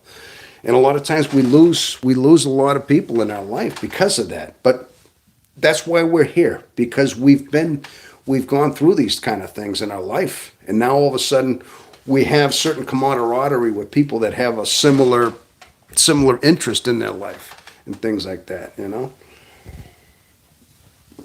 Yeah, but good gosh, my beard's really getting kind of bushy here, people. I'm just looking at it right here. But I'm glad you people don't teach this. No, they don't. Not typically. Are you talking about the MBTI, things like that? You know, it's a fairly new concept. I mean, they are starting, it's only been kind of really taking off, I'd say, in the last maybe 25, 30 years, you know. Carl Jung, he passed away back in 1961. I mean, he established this whole MBTI, the whole alignments. But he didn't have it fine-tuned. It wasn't until Myers-Briggs. It was like a mother-daughter that kind of came up, and they added the whole dimension of 16 personalities, like the four combination of our functions that align in a certain way, and that giving us that these personality types, and they came up with a way of deciphering 16 distinctive personalities, based on all the functions: introverted, extroverted, intuitive versus sensing, okay? And of course, thinking versus feeling, judging versus perceiving. And of course, all these combinations are almost like codes, and they align, and there's 16 different characteristics. There are 8 introverted types, eight extroverted types, and it just goes right down there. So, but they all have combinations, and they all align into 16s. But people don't teach this. It's because it's so new. And now that they're starting to realize, I think a lot of times is because there's so many niches on YouTube and things like that, because there's a lot of INFJ channels that are devoted to this personality type. I think a lot of times YouTube is the way you find this. And that's how I don't know how you found out if you typed. Did you stumble across? Now I'm talking, yes, I'm talking about, basically, you said you found out you were crazy 3 years ago. Now, did you stumble across a YouTube video or a channel and then realize it's you, and you thought, oh my gosh, like I did? Because this is how I found out about my type. And it was about 3.5 years ago myself.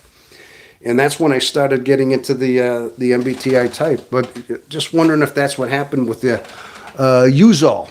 Yes, 7665. I'm just wondering, is that how you found out the MBTI type? Just curious. Okay, and Darius, I embrace my crazy now because it's my form of self-acceptance. I would say I'm crazy but harmless with a laugh. I like that. You're making me chuckle, because it's like what you just said, I could have said about me as well. And I think that's another thing. You're going to find out that you now found you found a niche, because I can relate to that. You're crazy but harmless, okay? It's almost a paradox, because when you think of somebody crazy, they're dangerous, they're psychotic, but a harmless crazy, you see? A gentle, docile crazy.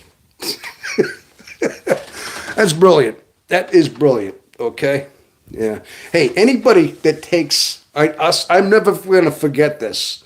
He's got a video. Anybody who's curious, Darius Creations has a video, and he's a mad scientist. He's got creations. And I saw this video. He has this guillotine can crusher.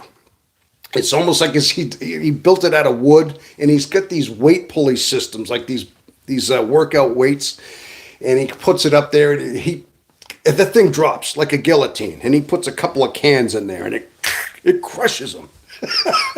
and he's got a video on that. I like that is a brilliant way. But I'm like, man, and then he's got other videos, like these mad scientist kind of creations. That's why he calls it that.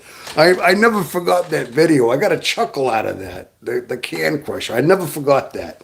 Okay, I found out on YouTube when I was trying to figure myself out.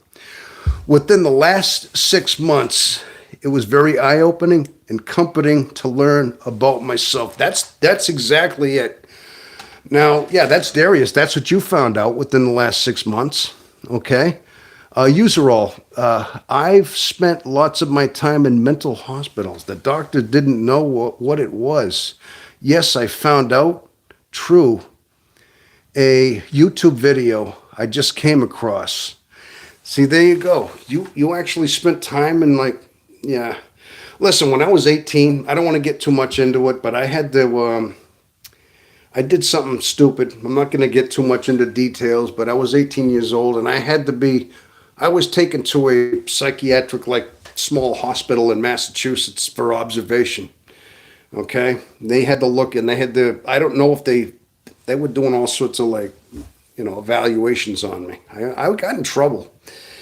So, yeah, I know what you mean. I was looked at too, and I had to reassess a few things when I was 18 years old. So, I get it, man. I believe that a lot of times, yeah, we don't, that's why we need these channels, people. That's why we're here, because it can be a difficult road.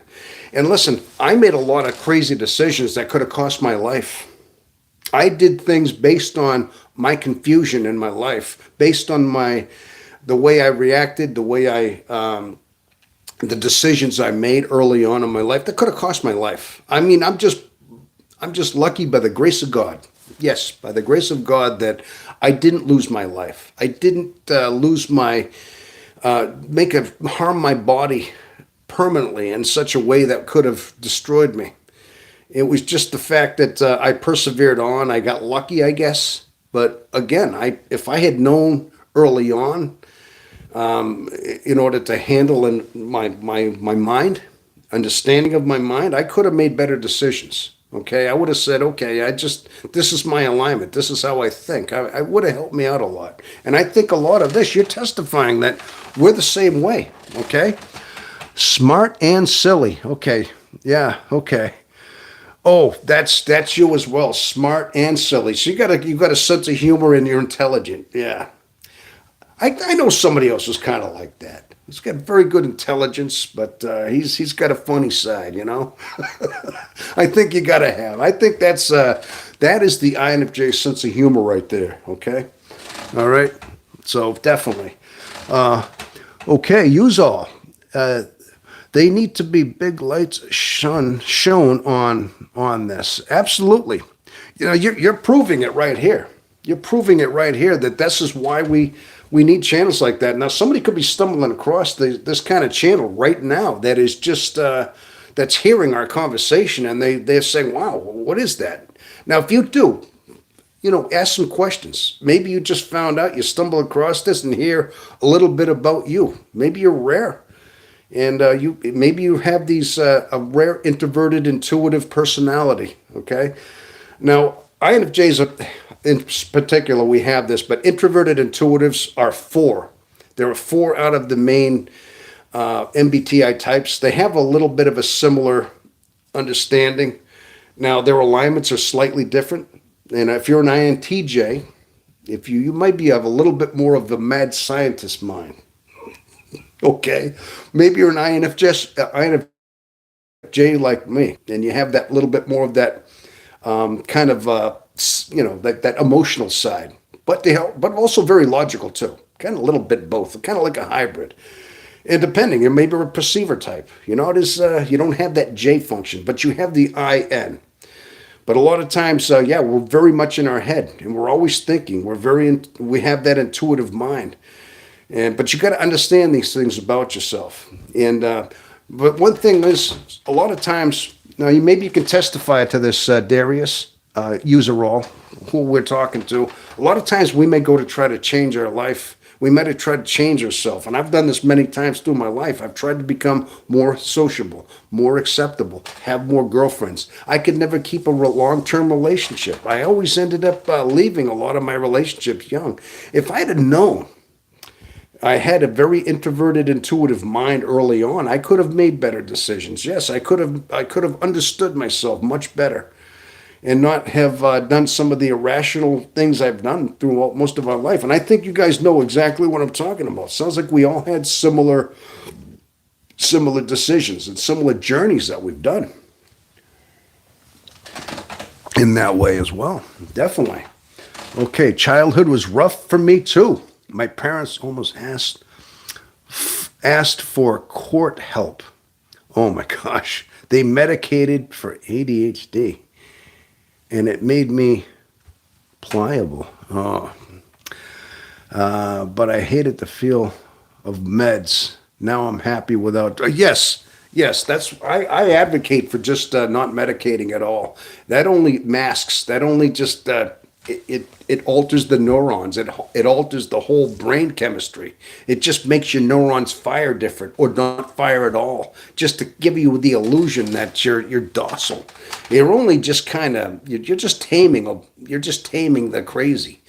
Okay, that's what antidepressants do. I mean, that's just a quick little solve, you know. But when you're prescribed that and they give you children that, I tell you, that's almost sacrilege in a way, because a lot of times that's what the society turned into. I mean, kids act up, they're ADHD, they can't still in a classroom. So what do? Especially with the boys, put them on a pill. Make them more docile so they sit there and they want to watch. Now all of a sudden they just kind of absorb what's being said. Maybe they just got to run around a little bit. Maybe, boys just need to get out there and run. They need to throw a football around a little bit. They need to run. They need to get that little bit of testosterone going a little bit. And this is all it is. And a lot of times the schools just say, no, here, let's put you on a pill just to kind of keep them quiet. And that, I tell you, that's not good. And it eventually affects the mind long-term, permanently, because you're altering the mind. You're putting chemicals in there. And also, I think it does hormonal damage too. They start developing certain hormonal imbalances in their body and their chemistry and their when they start turning into puberty and things. It just does things. It alters the whole body. And it's not good. Yes. Yeah, okay, you saw. When I tried to copy other people in my life to fit in, yes, absolutely. Of course, we all do that because we're trying to fit in. We're trying to be more social. Yeah, same thing here. Yeah, exactly, we did. When overstimulated, I can get explosively aggressive. Okay, yeah, okay. I try to avoid that. I've lost my temper a lot of times in my life, and I do have an explosive temper.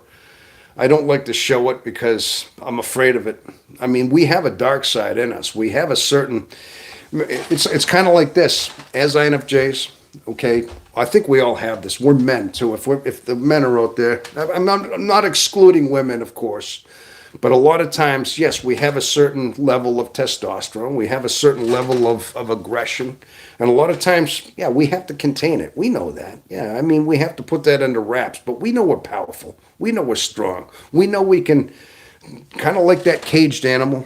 Gosh, you take an animal out in the wild, you put a squirrel and you corner him. What's he going to do? He's going to fight. He's going to he'll charge you because he has nowhere to go if he's cornered. I mean, so a lot of times we know we have this raging thing. We have a dark side. Now, but the thing is, I mean, it's got to be, you got to know that it's like it is a temper. Yes, we don't let our temper out. It's dangerous. Yes, exactly. There's like a caged animal in our psyche. Okay, we know we have that. And a lot of times we have to know that we can control this. And in certain levels of fight or flight, in extreme situations where we have to defend ourselves, yeah, we have to let that out. It has to be shown. All right. But we can't, it's got to be under control. Obviously, you can't do it around the wrong people, around the wrong situations, because then it's toxic. It isn't good. But yeah, we do have a certain raging animal that we have to keep under wraps. And we all know that.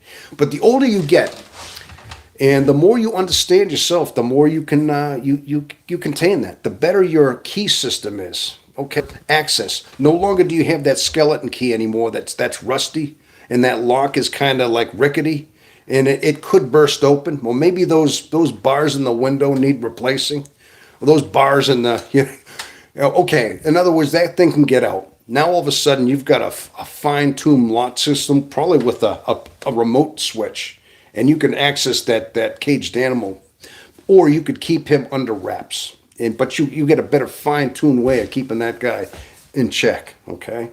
Like it should be, for the most part. I hope I put that in a good words there.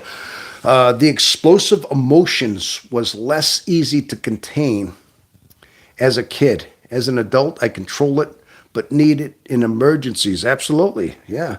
It allows for almost miraculous abilities in fight or flight emergencies. Yeah, wow. You know, you have a very articulate way of just communicating. I mean, very smart. Man, this guy, yeah, very smart. And I tell you, I know the way you think because, yeah, we have to have that. I don't let my temper out. It's dangerous. No, that's right. Well, I mean, yeah, I think we all know that. A lot of times we know that we have that. Now, there are certain dark sides to this personality. And if you embrace certain dark sides, I mean, we have a certain somebody in this camp, a certain name that we can't say. I mean, the guy from Germany with the little mustache, lived in the 30s, that guy, okay, the Führer, who was an INFJ.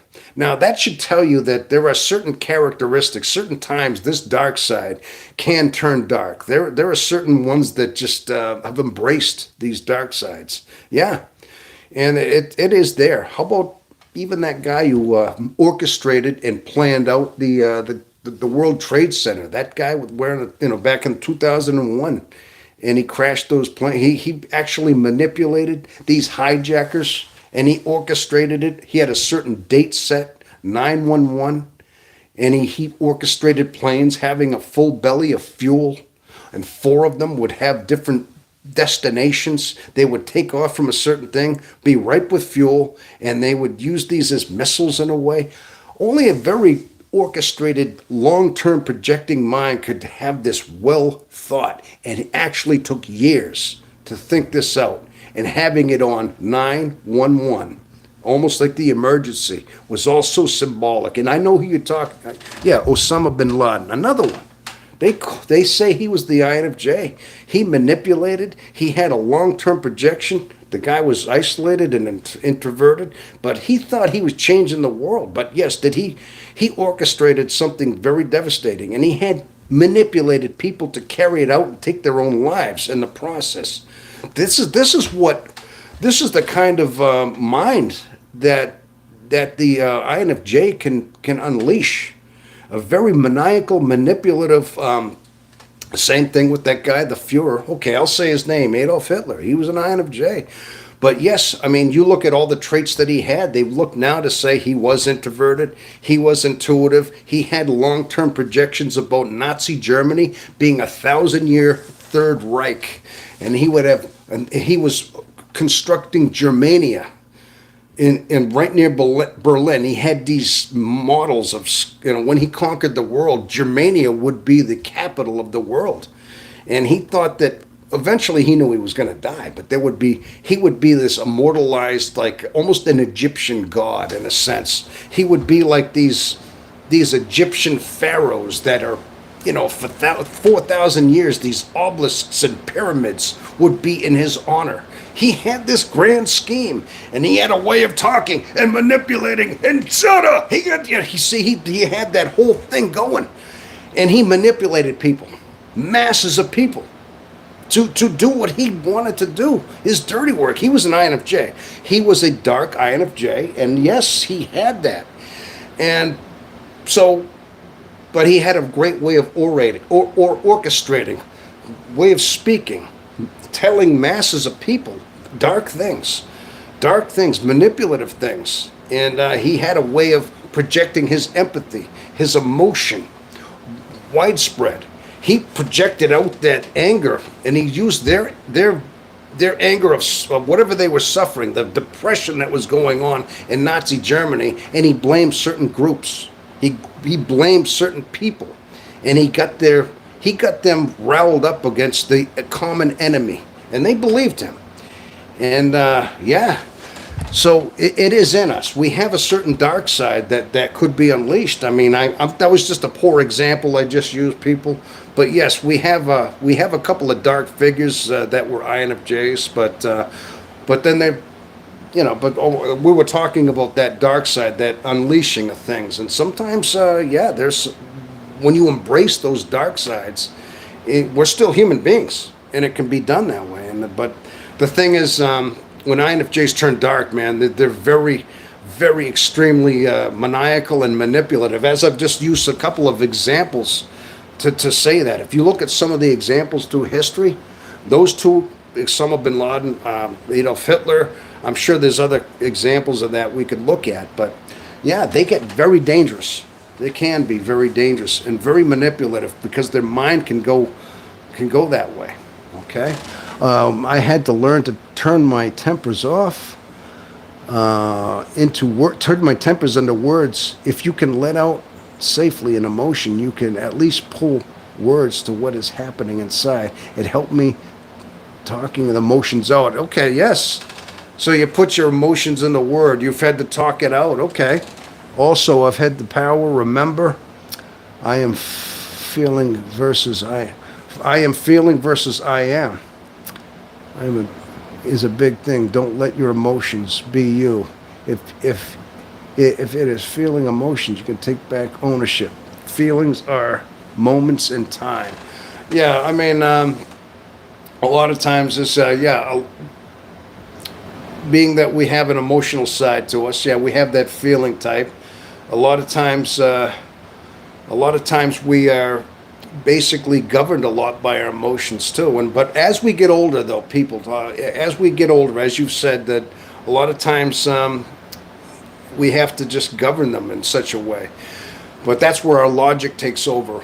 We do have a very logical side, a very introverted thinking side, and a lot of times, we just have to know that some certain negative emotions, we just have to keep control of it.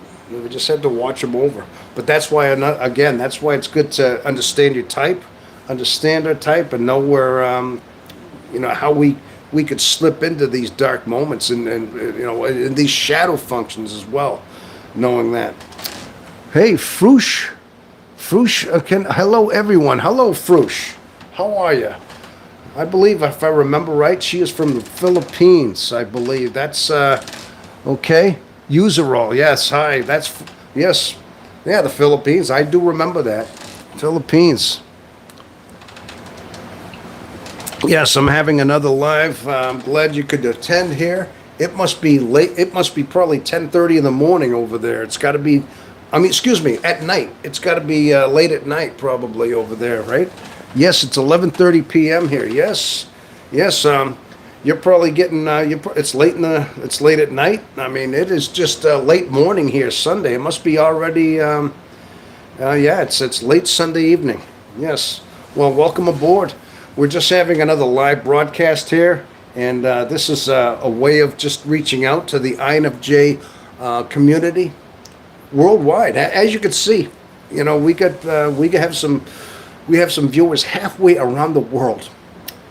Unbelievable technology. We're reaching out here. Okay, we're just having a discussion about our personality type. No doubt, and I'm glad we're here discussing this. All right. So yes, our personality type does need these kind of formats. I mean, we have a very complex personality. We have a very intricate personality, and a lot of times it's a tough one to navigate. And a lot of times we need to understand our types, and we're proving this right here. I'm looking at some of the stories and our struggles early on in our life. If we don't know our types, a lot of us go through so much confusion. A lot of us think we have mental illnesses, and I did too. And a lot of us have been looked at, have been studied, and because our mind is so racing, and so it's being pulled in so many different directions, and so INFJs gravitate to these channels, gravitate to finding out so much about themselves because we need to, we really do, we need to, and a lot of times we find commonality on these channels, and we have a way of uniting here. We have a way of talking and understanding ourselves, and I think that this is why I'm here, okay? This is definitely why I'm here. We need to understand ourselves better, okay? So, but yes, I'm glad to see we're all out here.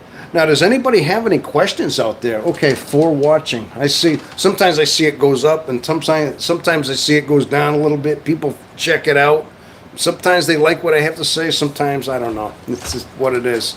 Yes, but the INFJ personality type does need to have certain.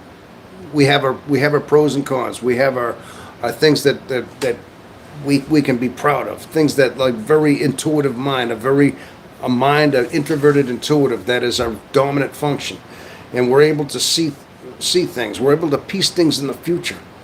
We're able to just solve problems. We're able to connect with people. We have a very good command of our language. We have a very good way of communicating, connecting, being empathic, understanding people's what's inside them, what drives them, and actually help them. But in our own drawbacks, we are very isolated, and we can't understand ourselves a lot of times. I mean, sometimes we're very helpful to people around us, but ourselves are getting neglected in a lot of ways. And so sometimes we have so many conflicts in our mind, so many different drawbacks that we have to overcome. But that's why we're here. We're here to figure these things out a lot of times too. So, yeah. What do I do for a job? Oh, all right. Yeah, I know you might think I'm some kind of a psychologist over here. Now, this guy, what I do is, I'm going to tell you the truth. I drive a truck. I'm a truck driver. I work a night job. I work and I deliver fuel, diesel fuel. Yeah, that's what I do. I fill trucks up. I deliver fuel, and I do that. So I have a blue collar job, and I work a manual labor job, and I have my whole life. Yeah, that's what I do. So what do you do for work there? What do you do? Use all. I wonder what you do for work. If you're a blue collar guy, I mean, yeah, I would imagine. And yeah, Fushi. See, that's another thing. A lot of times too, we start recognizing certain names, and I do all the time. I think it's great when I see people coming back to this channel, coming back to these chats, back to these lives. I love it when you see reoccurring texts. When I see people you have a certain camaraderie, you start seeing people, and you remember what they're texting you. And I tell you, it's a sense of basically like a friendship in a way. Even though we're not directly, we never meet each other face to face. We don't see each other directly. Maybe you see me. I'm the guy who does the talking. You see me. I'm the guy who has the channel. But I don't see you directly, but I see your text, and I still have a sense of knowing you, because for weeks now, even months, I've seen some of your texts. Darius, I mean, I've watched your videos too, and Frush, I've seen you here. I've seen you as well, and we've talked, and that's how I remembered you were from the Philippines. And Userall, I just met you today. You're from Ireland. I'm going to remember these names, and I'm going to remember what we have here. Okay, no work. I can't be around people. I'm on disability. I've had a hard life. Oh, okay. Oh, all right. Well, I'm sorry to hear that. And I take it you have the INFJ personality. I'm going to take it. So you're okay. So you're on disability. Okay. Had a hard life. Yeah. Yeah. I think a lot of times we do. As having this personality type, again, we're proving it. This is why we need these channels. I mean, we need to know we have these channels as outlets. I've had a hard life in my own way too. I've had so many things. I feel like I'm hanging out with a friend, Tom, here. Thanks for making this happen. Hey, that's exactly what I'm talking about here too. Darius, okay? You're hanging out with an old friend over here. Awesome, you know? Hey, someday we got to share a beer, you know? Hey, guys got to get together. I got some beer in there. We got to have a beer. And we all have a beer while we are just drinking at the same time. I got coffee now, but I could go grab it. No, I don't want to encourage anybody to drink alcohol. I can't do that, I mean, hey, maybe we got to have some cigars sometime, too. Hey, you like Cuban cigars? Well, in the United States, they're illegal still, but Maybe in Ireland you can get your Cuban cigars over there. I don't know how good they are. Although I haven't smoked cigars in years. I used to, but yeah, y'all people like attacking us. Y'all people, yeah, people like attacking us. Oh, well, I'm not sure what you mean. Who's attacking? You mean like as an INFJs, like attacking, like kind of going after? What do you mean by that, user all? What is it like attacking? I'm sure what you mean by that, but yeah, sometimes I mean we can feel like that on occasions, right? Sometimes sometimes you think people, like I said, we get mistreated a lot of times. Here's the thing I was thinking about with the INFJ. A lot of times is we are respected yet disrespected all at the same time. Within a minute, we can go from being revered and respected to being like shunned and ghosted very quickly, just by revealing who we are. I mean, some people might see you, they might hear you in the beginning and think, "Oh my gosh, this guy's smart, this guy's brilliant, and this and that." But then they start hearing how you speak and how deep you are, and then all of a sudden they're almost intimidated by that. They almost think, "Oh man, now they're off the wall a little bit. Their level of thinking is deeper than what they have. Their surface level. All of a sudden, yeah." Then they disregard you, disrespect you as soon as you start speaking your mind. And that's why a lot of times why we stay quiet. A lot of times we learn that that's what we got to do. You know, you might have somebody to talk and it's like you keep it to a minimum. Because, you know, a lot of times when you start speaking your mind, speaking too much to certain people, right away they find out about you and you're too much for them. And they will not want to, what you thought was respect turned into disrespect and just ghosting right away. I'm sure we do that too, from time to time. I mean, that's just part of our character and things like that. So, I don't know about you. I'm up here, like I said, I'm in the Northeast. I'm in New Hampshire. I'm looking outside my window. I think it was like 9 degrees at my house just a couple hours ago. It might have warmed up to a whole 15 degrees. That's degrees. That's Fahrenheit. I'm not sure what that translates into Celsius. I'm sure it's well below 30, before zero Celsius, way less than 0 Celsius. So depending where you're from, maybe it's middle of winter for you too. It is here. We're into winter. So, but yeah, that's basically our life in a lot of ways. We have a difficult life. Like you said, you had a hard life, y'all. User all.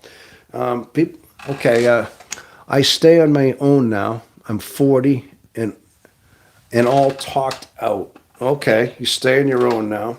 40. Okay, and you're all talked out. Okay, so it sounds to me like you kind of keep to yourself. You keep private, and but you're on disability. So you. Sounds like you had a hard life. Yeah, you had a lot of commotion in your life, and maybe hopefully now, though. Now, all I can say is that I hope you can figure it all out someday. You know. Now, I don't know what your lifestyle is and things like that. I really don't, but I hope you can, you know, find a niche in your life. You know. Yeah, I hope you do. Maybe you do. Actually, I don't know enough. I'm not gonna. I just. You said you were on disability though, and so I just didn't know exactly how that is. Yeah, but yeah. But bottom line is, yeah, we are. We need these channels. Bottom line is, people. All right. Okay. I used to be an addict for 20 something years. Okay, like I would imagine some kind of. Drugs or something like that, or were you alcoholic or something? Yeah, I would imagine. A lot of times, yeah. I mean, I think that can be a common with any personality type. I don't think it's just distinctly INFJ. I think anybody can be prone to addiction, and a lot of times is yeah, because life can get difficult. Life can get so confusing, and a lot of times just escaping into something that takes you away from reality is what we do. Listen, when I was a kid, I smoked a lot of dope. I smoked right up until I was about 30, almost 30 years old. maybe a little after 30. And I did a lot of that through my 20s.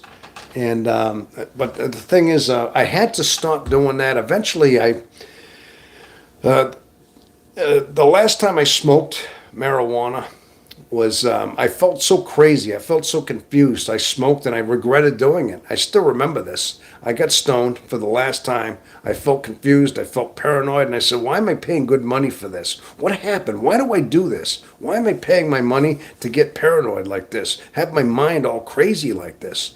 And I couldn't wait for the buzz to wear off. The last time I smoked, it was like I didn't want to do it anymore. It's like I kind of woke up. It's like something just happened to me, and I didn't want my mind having any kind of altered drugs anymore. And so I stopped, and I never smoked since, and I have had no desire to do that. And this was, like I said, almost 30 years ago. I'm 60. I'm 60 years old right now, and I said I can't do this anymore. My mind needs to be sober. My mind needs to be drug free. I can't do this because my mind's already crazy. My mind is already confused. My mind already races. You know, if I do things like that, it makes it worse. It puts even crazier thoughts. It doesn't subdue me. It makes me more confused. So I had no choice but to give that stuff up. And I did. I did finally. Now, I think a lot of that had to do with the fact that I have this mindset. But I knew that I didn't want to do that anymore. I couldn't put drugs into my body and couldn't confuse my mind any more than it already was. And so I geared myself that way. And I thought, I gotta face these problems. I gotta face them head on. I can't escape. I did enough of that in my 20s. It caused enough confusion in my life. I can't do this anymore. All right? That was just my plight. That's what I had to do. Everything, I went crazy. Okay, sounds like, so you had a tough life, use all. Okay, yeah, definitely, I can see that. I hope you can kind of figure things out. Definitely, eventually. I hope you do. You know, but 40 years old and living in Ireland. Yeah. Now, yeah, but I hope. Yeah, I hope things go well for you. Listen, I hope I hope just this, hopefully being on this channel. A lot of times, I think just talking to other INFJs, other intuitives, and we have some kind of a meeting place here. And that's why we do this, okay? But bottom line is understand your type. People, if you've just found this out, maybe you just found out you're an INFJ personality, and maybe you steered to this channel and you want a little bit of you just want to hear somebody with this type and how we deal with our mind. And this is what I'm here for. Okay, this is why this channel is here, is so we can have a better understanding of ourselves. We have a very complex mind, as I've said before, and a lot of times we need to have these outlets for people to go to hear about this. I'll hear about these personality types. Now, I have some other videos and I have some other live broadcasts. I think my lives, I speak much better. I'm starting to find out that when I speak, I just unleash. I seem too well rehearsed when I do these other videos. I sound like when I have a script and things, when I have something I want to say, I end up overthinking, and then I end up like fumbling my words, and I cut little things out, and I don't quite get my message out. But these lives, I do. Okay, so I like to think that we have these places to go in order to understand ourselves better. But we do need these kind of these channels in order just to have some place, a gathering spot to meet and things like that. Understanding that we have these personalities. Okay, okay, that was me. And alcohol. I can't drink and be safe. Alcohol only has one lesson left that can teach me. Oh yeah, so you had a problem with that? Yes, exactly. User all. I'm off everything now. I just take meds for sleep. I figured out who I am. Well, see, that's a lot of what happens. Once you figure out you have a personality type and you can start understanding your thought patterns, yes, it can help you to get off of the the medication. So you help that helps you to sleep. Okay, that's good. All right. That's that. So you're making my point is that every time we find out our personality type, it's enhanced our lives.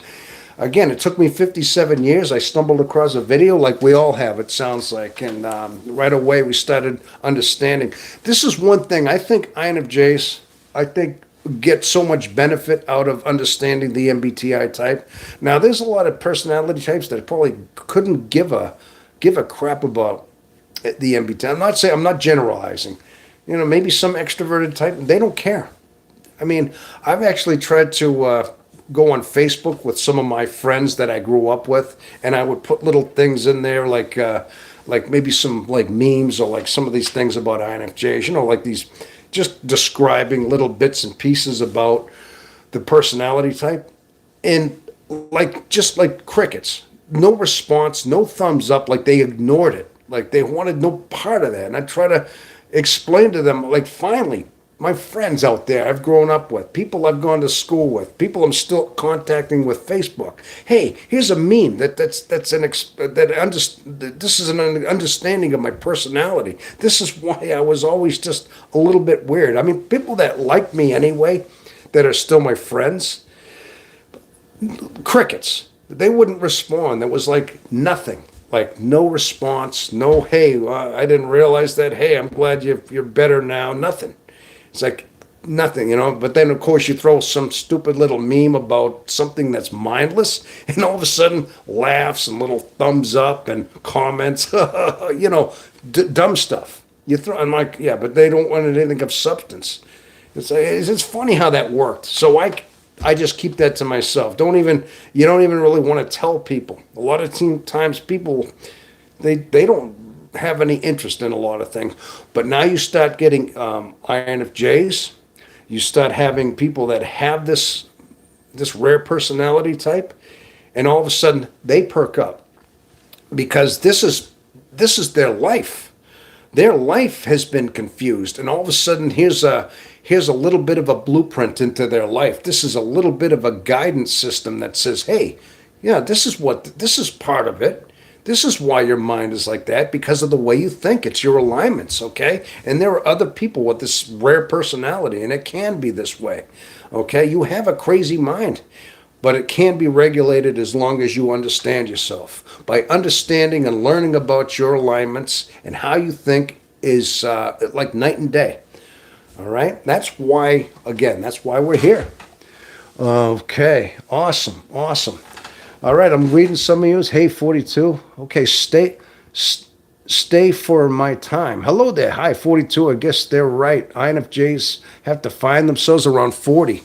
Hey, it took me till I was 57. Maybe that's good. You have about 17 years before that.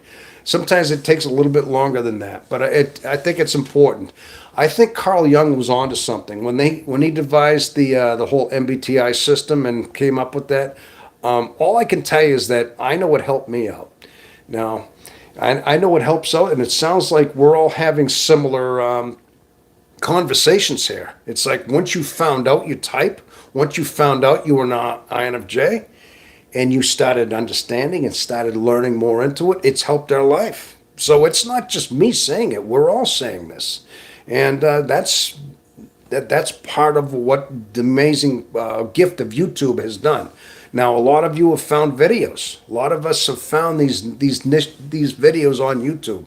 Somehow, I'm not sure what it was. I think the algorithm is as magnificent as it is, and it's an AI version.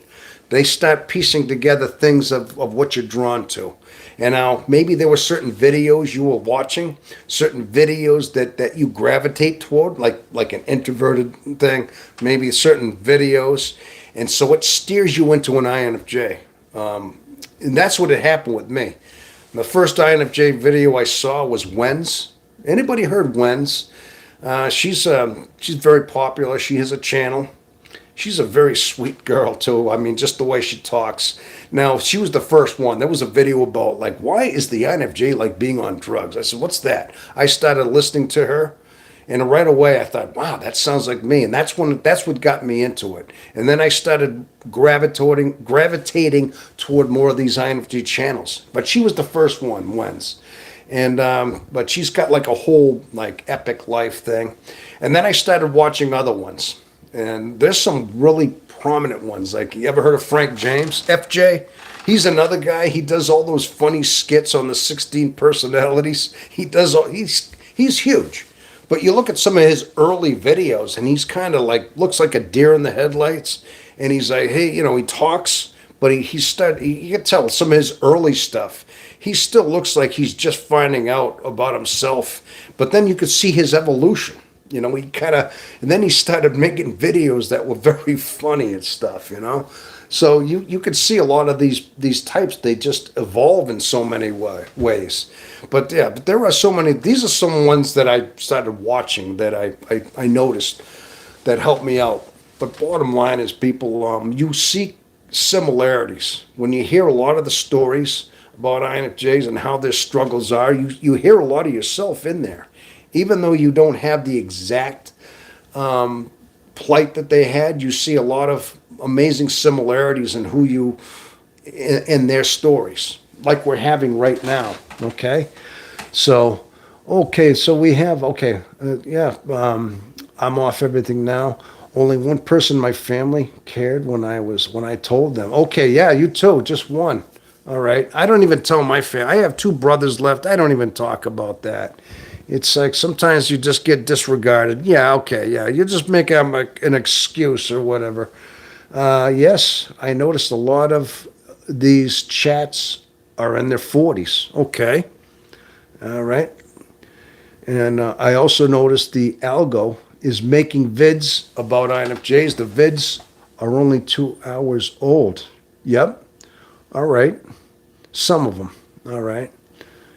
Some of them are older. Some of them, you're talking about some of the AI ones. There's a lot of AI videos that just, you could tell the synthesized voice, and the AI kind of creates a whole script and things like that. Some are helpful, but some of them are, some are very generic. Some of them I've noticed are kind of like, they're helpful but generic in a way. Right? I think God controls the YouTube algorithm. Oh, you think God has something to do with it, huh? Well, if he's steering people into this certain way, if it's helping, the Lord works in mysterious ways, I don't know. I mean, I think the algorithm was created by a computer, but who knows? God has ways of finding people, steering things, the right people into the right directions at times. And there comes a time in our life while we have to discover who we are. And I think INFJs have so much to offer the world. We have a certain purpose, a certain duty, a certain call to duty at some point in our life. I mean, in the back of our mind, and this is another thing I stared into, in the back of our mind, you've always known you had something you were supposed to accomplish, some kind of a goal, some kind of legacy you were supposed to lay down in your life, and something that you were supposed to contribute to, enhance somebody.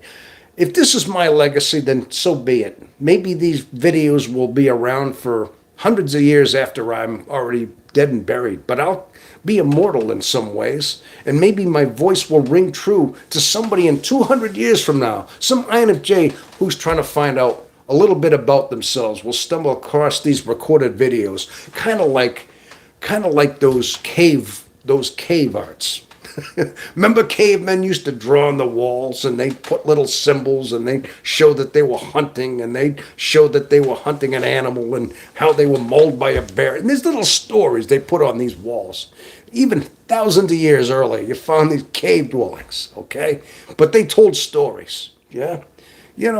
This is my cave dwelling story right here. This is what I got to offer, but it's a little more high tech, and it's going to be preserved in some algorithm and some digital database of some kind, but maybe in hundreds of years it'll be resurfaced, and it'll help somebody. So these are blueprints that are eventually kind of going to help along, kind of like a Dead Sea Scroll. There's another one for you. Yeah. So they're all IA. which is artificial intelligence. That's why isn't nice to have a channel like this where you're a real person. Well, thank you. Of course, I mean that's okay.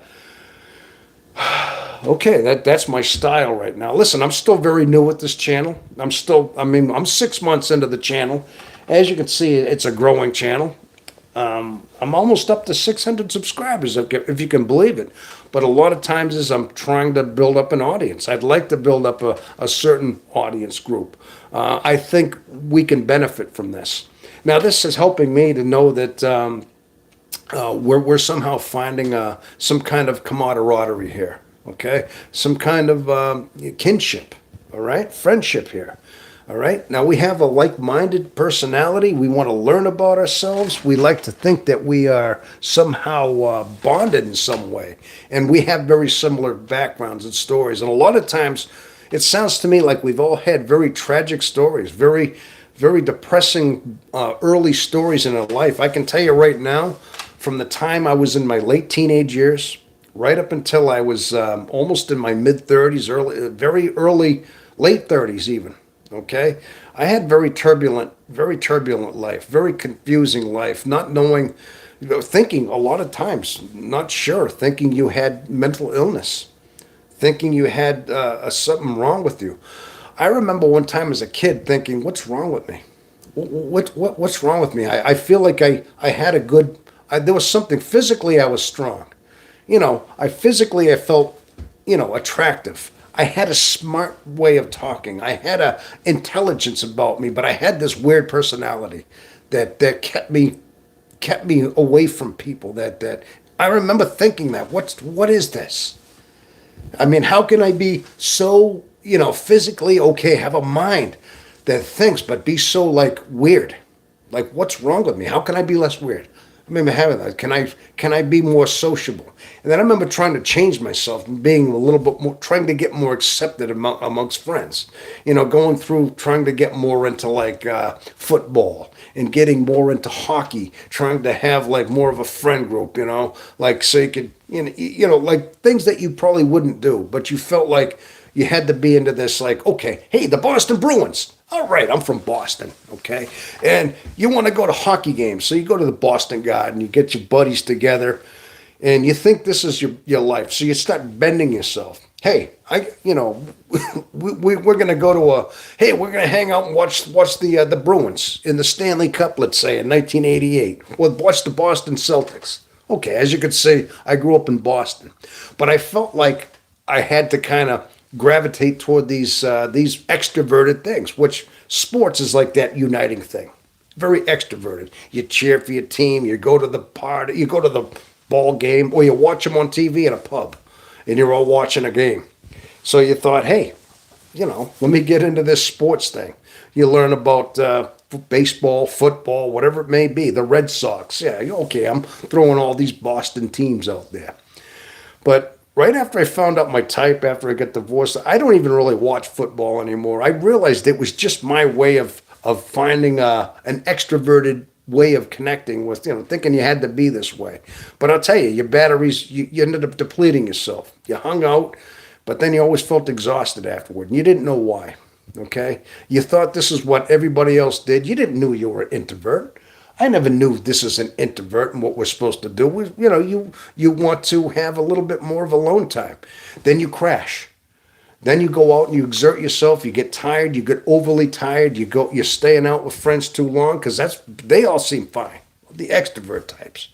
But meanwhile, you're like dragging your butt, dragging it along, trying to keep up with everybody until finally you go through a crash. And then you want to isolate yourself. Then all of a sudden, hey, let's go do this. No, I'm tired. You just want it. And then you're gone for like a week or days.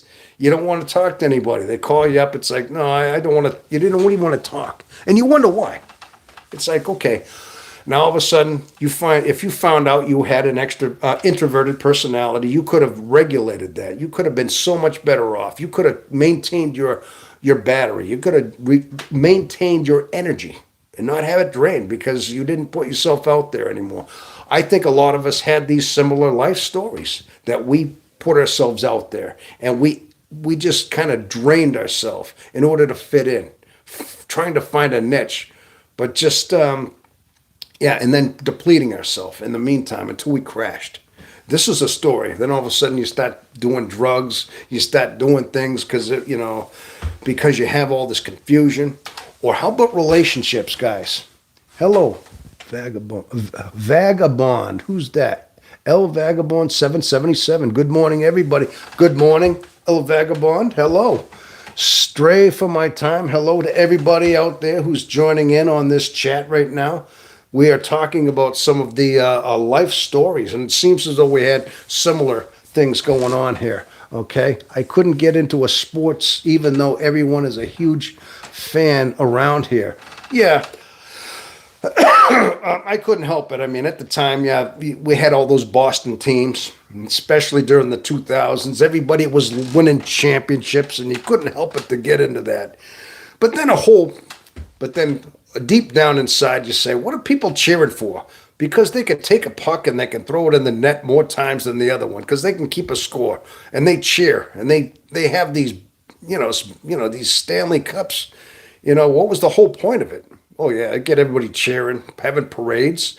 But then you say, for what? Because you are a champion, because you played a game and you won millions of dollars, or you earned millions of dollars because you were able to kick that field goal through a couple of metal bars, and all of a sudden everybody thinks you're a hero because you kicked the football through a couple of balls, or you threw a pass and you threw it because you ran it through an end zone. I mean, then you realize what it's really all about. Okay, but it gets everybody just cheering because you were able to do that. You look at how futile the whole thing was, but it got everybody excited. It got everybody screaming for everything. You had millions of people screaming on TV or in a whole stadium because you took that little air-filled football and got it through an end zone. Wow. Okay. But when you really think about the futility of it, it's like, what's the point? Okay. Why don't you? I don't know. Sometimes it gets to that point where you think, okay, it's a great accomplishment. It's all this athletic things, but what's the real point behind it, Titletown. Yes, Titletown it was Boston during the 2000s. I couldn't help but to get caught up in the whole inertia of it. But that's a way we found ways of bonding. That's an extroverted way of just bonding with things. My point is that since I kind of got divorced, I got divorced almost 5 years ago, since there's no, and plus, I'm kind of, after the divorce, I just kind of got to be a loner, a drifter a little bit. And then I found out my personality type. Sports isn't that big of a draw anymore. The whole idea of, just being a sports fan, it wasn't as appealing. It wasn't really that interesting as it used to be, especially, excuse me, especially after I found out my personality type. It wasn't as big of a draw anymore. That's all. Okay, so I'm going to read a couple of things going on here in Titletown. I lived there. Stray time. Now stray for my time. Are you saying you're from the Boston area when you say I lived there? Because I grew up in Lynn, Massachusetts. Okay, I dare say it. Lynn, the city of sin. You don't go out the way it came in. There's an old poem about that city, and it's just outside of Boston. If you ever heard of Lynn, Mass.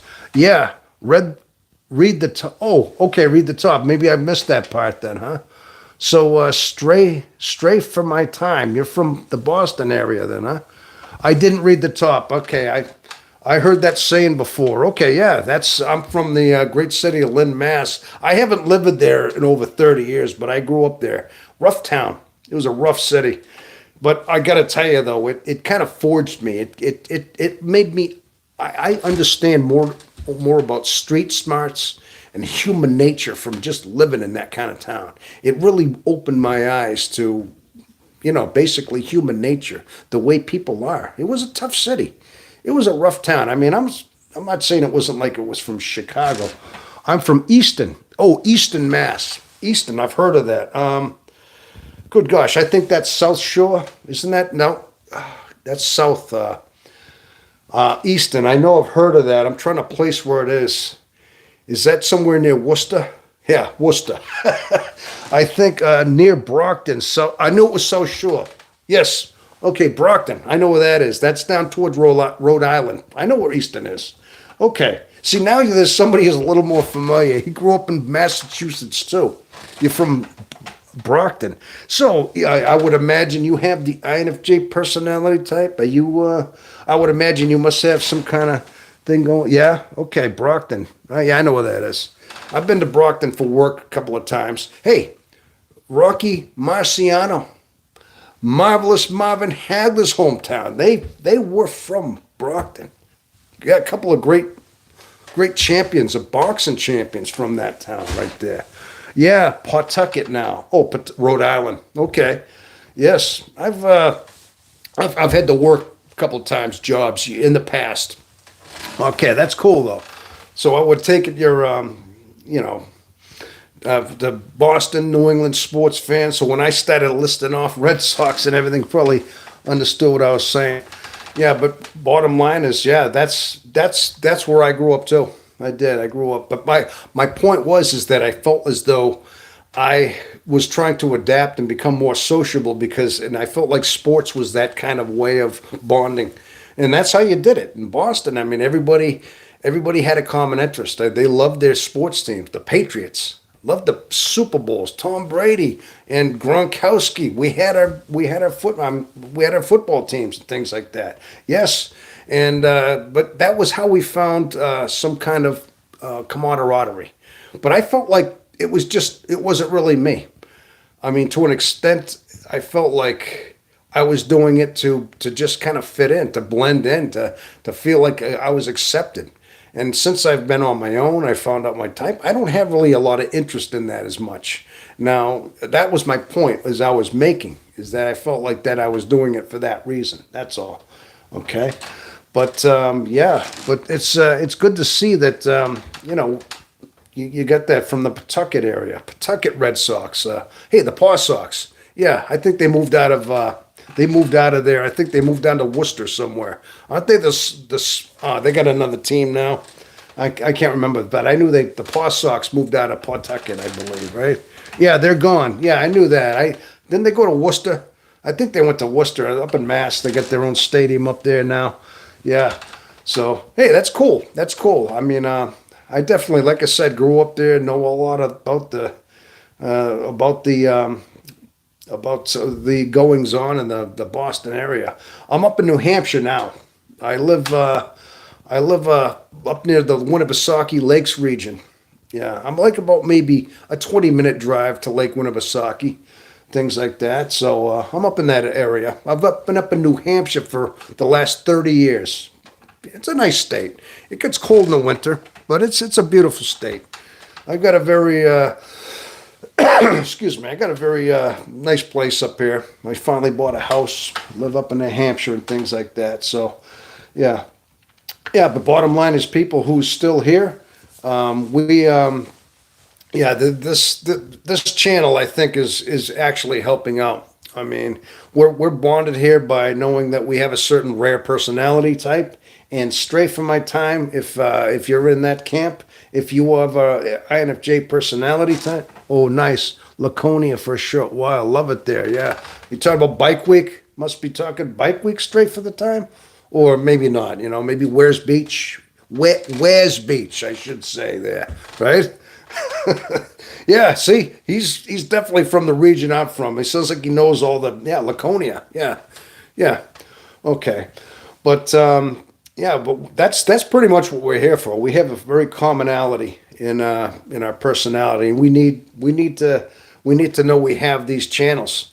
And I like to think that I'm the real guy here, and you could talk to me one-on-one. I'm listening to your chats, and if there's ever any questions, any kind of concerns, anything you want to talk about, listen, there's me, and plus we can always chat and talk to other people that are part of this whole clique as well. Okay, so during these chats, we kind of have each other that we can just kind of talk to about. But again, we have very similar backgrounds. Okay, and one thing I do know is that the MBTI type. Once you find out your type, when you find out your INFJ type, we want to learn more and more about who we are.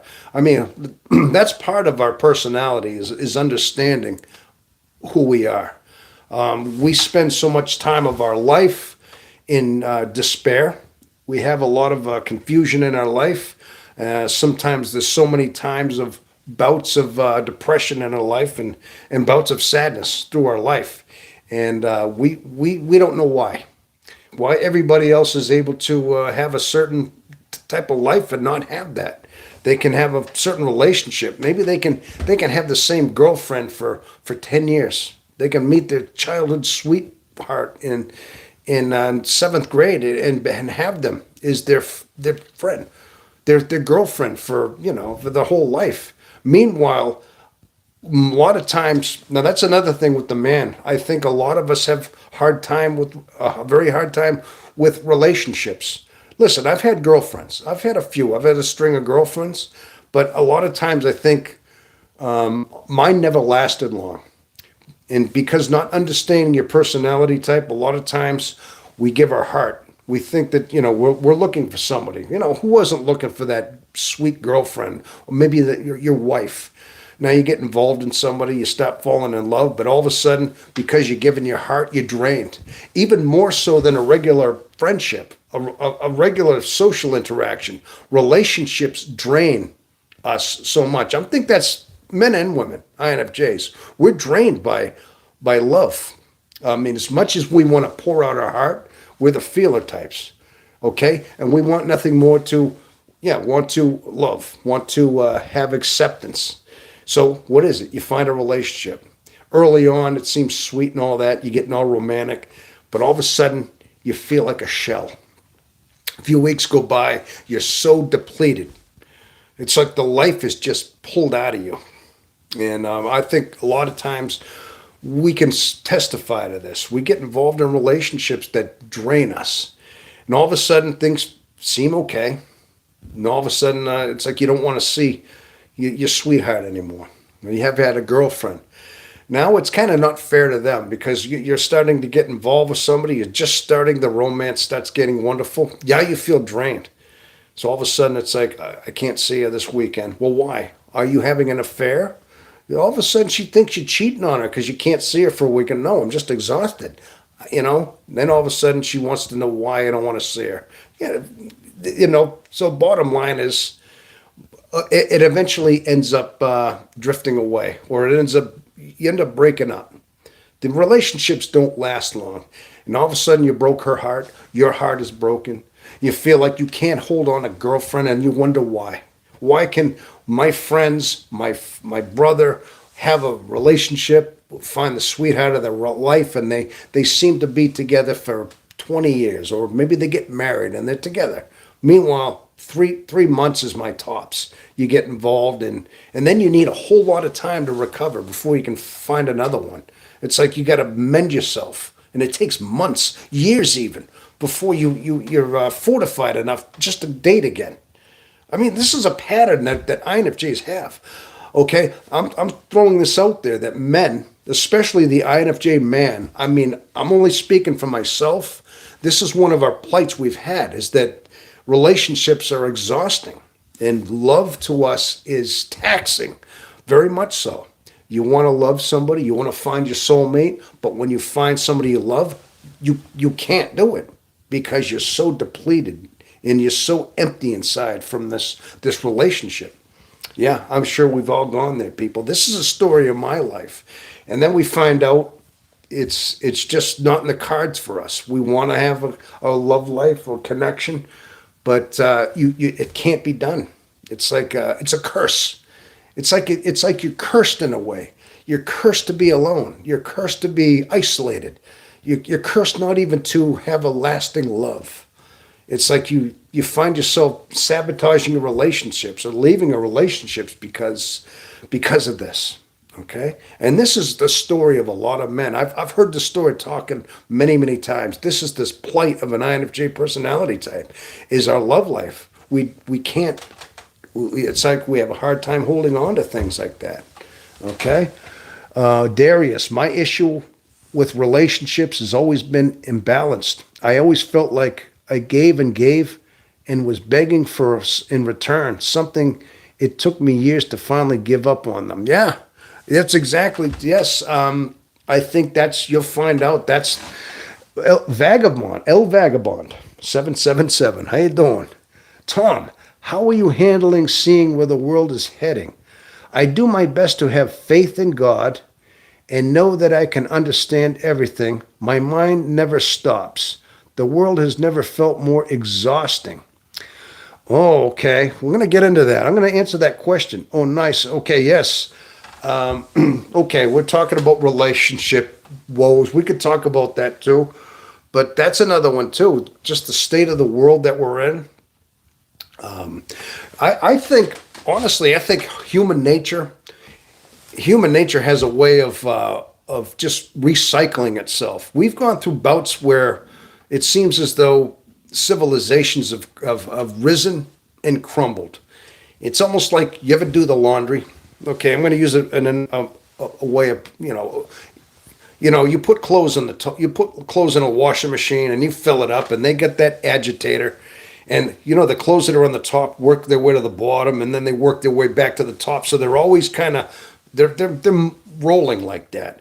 Now, human civilization, in a sense, has a certain span. Now, the old saying is those who do not learn from history are doomed to repeat it. Something like that. I don't know who. Maybe somebody could tell me who quoted that. That sounds very INFJ-ish. Those, you see what I'm saying? I think a lot of times we've seen civilizations rise and fall. Look at the Roman Empire. The Roman Empire started from Romulus, Remus. Supposedly they were raised by wolves. Hey, a lone wolf? I don't know. And they were like brothers, and they founded Rome. And eventually, early on, Rome was a noble democracy, or a republic, I should say, and they devised a certain way of they're the ones that came up with the vote. We vote the majority. They rule in certain people that represent certain. They had the Senate, they had the Congress, they had the Caesar, they had the representative, they had the political representation, which we in a sense follow today here in the United States. So we kind of modeled a lot of our republic based on some of these early Roman philosophies, which they kind of in turn got from the Greeks, because they knew monarchies and just one rule domination and one supreme, like let's say, ruler, dictator, fascist regime didn't work. So we wanted to base it more on a republic. But bottom line is, republics get corrupt. Republics do. Now, eventually the Roman Empire, this is a fine example, is that it took like a couple of thousand years. I mean, I think it was the reigns of the Caesar were 1,500, 2,000 years. And in that time, yeah, they built their great colosseums and their obelisks and their statues, and they had their Caesars. But eventually Rome ended up getting corrupt. Rome got perverse. They got decadent. Now here, listen to some of these similarities in what we go through now and today in our world as it is. Okay, Rome got decadent. Rome got entitled. Rome got self-indulgent. Rome got bloodthirsty with the throwing of the Christians to the lions in the Roman Colosseum, which is still there, which is a ruin. But remember what they had. They had chambers where they would put the lions and feed Christians to the lions and things like that. Or they would have these gladiator duels where they were literally just brutally thirsty for like blood. Just, the more they could just see somebody get cut up into pieces or get some lions ripping people apart was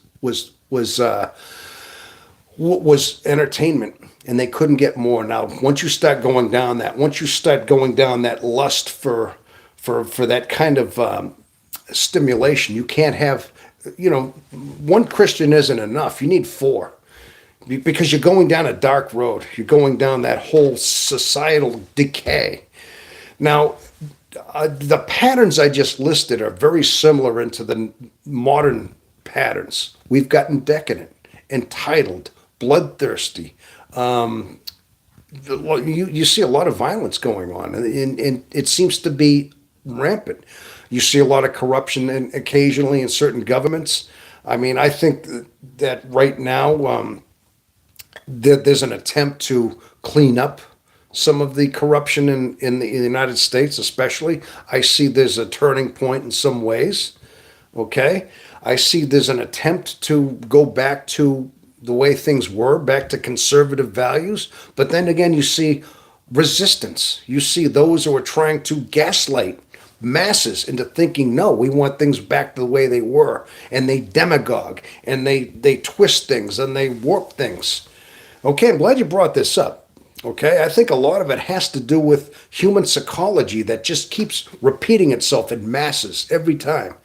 And we learned it from the Roman Empire and things like that.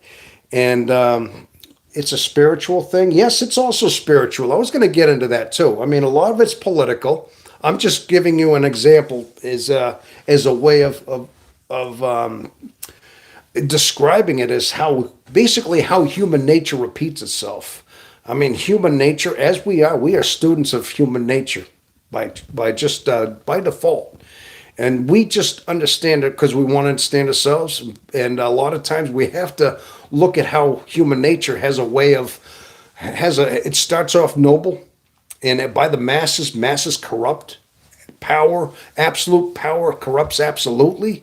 And we see patterns. And of course, a lot of it, you could bring back to it being a spiritual thing.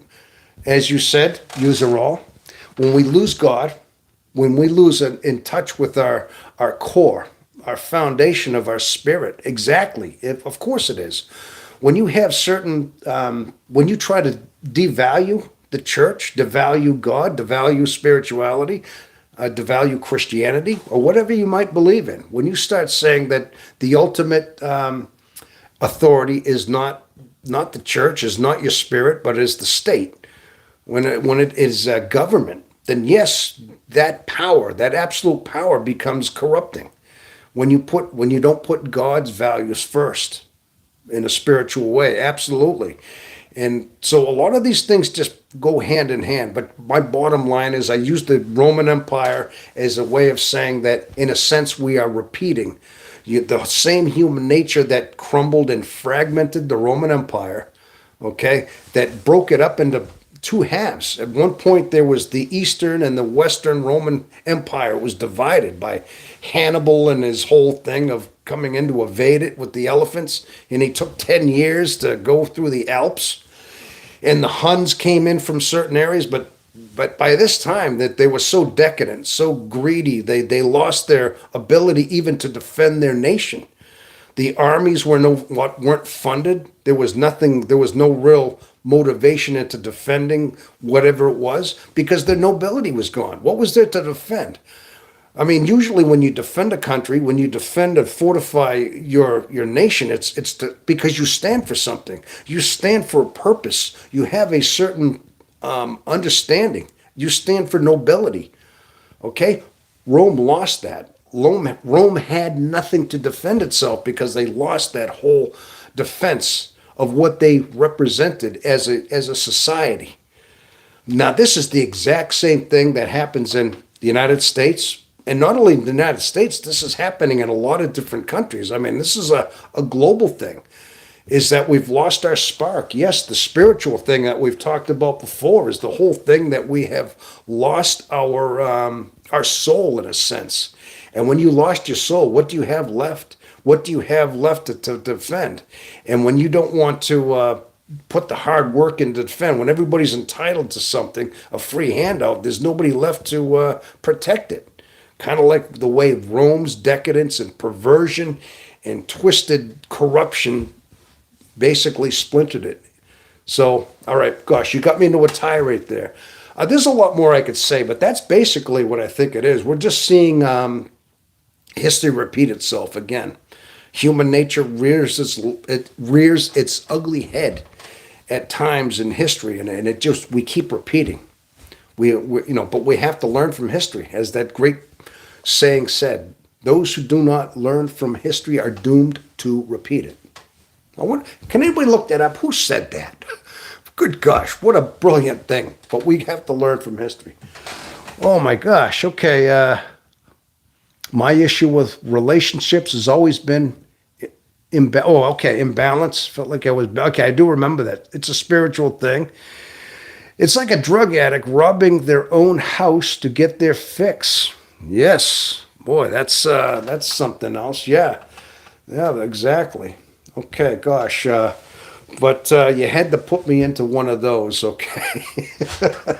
Well, that's basically what it said. Yeah, that's the state of the world now. A lot of times, I got to tell you something too. I mean, as an INFJ, we can kind of see what's heading down the pike.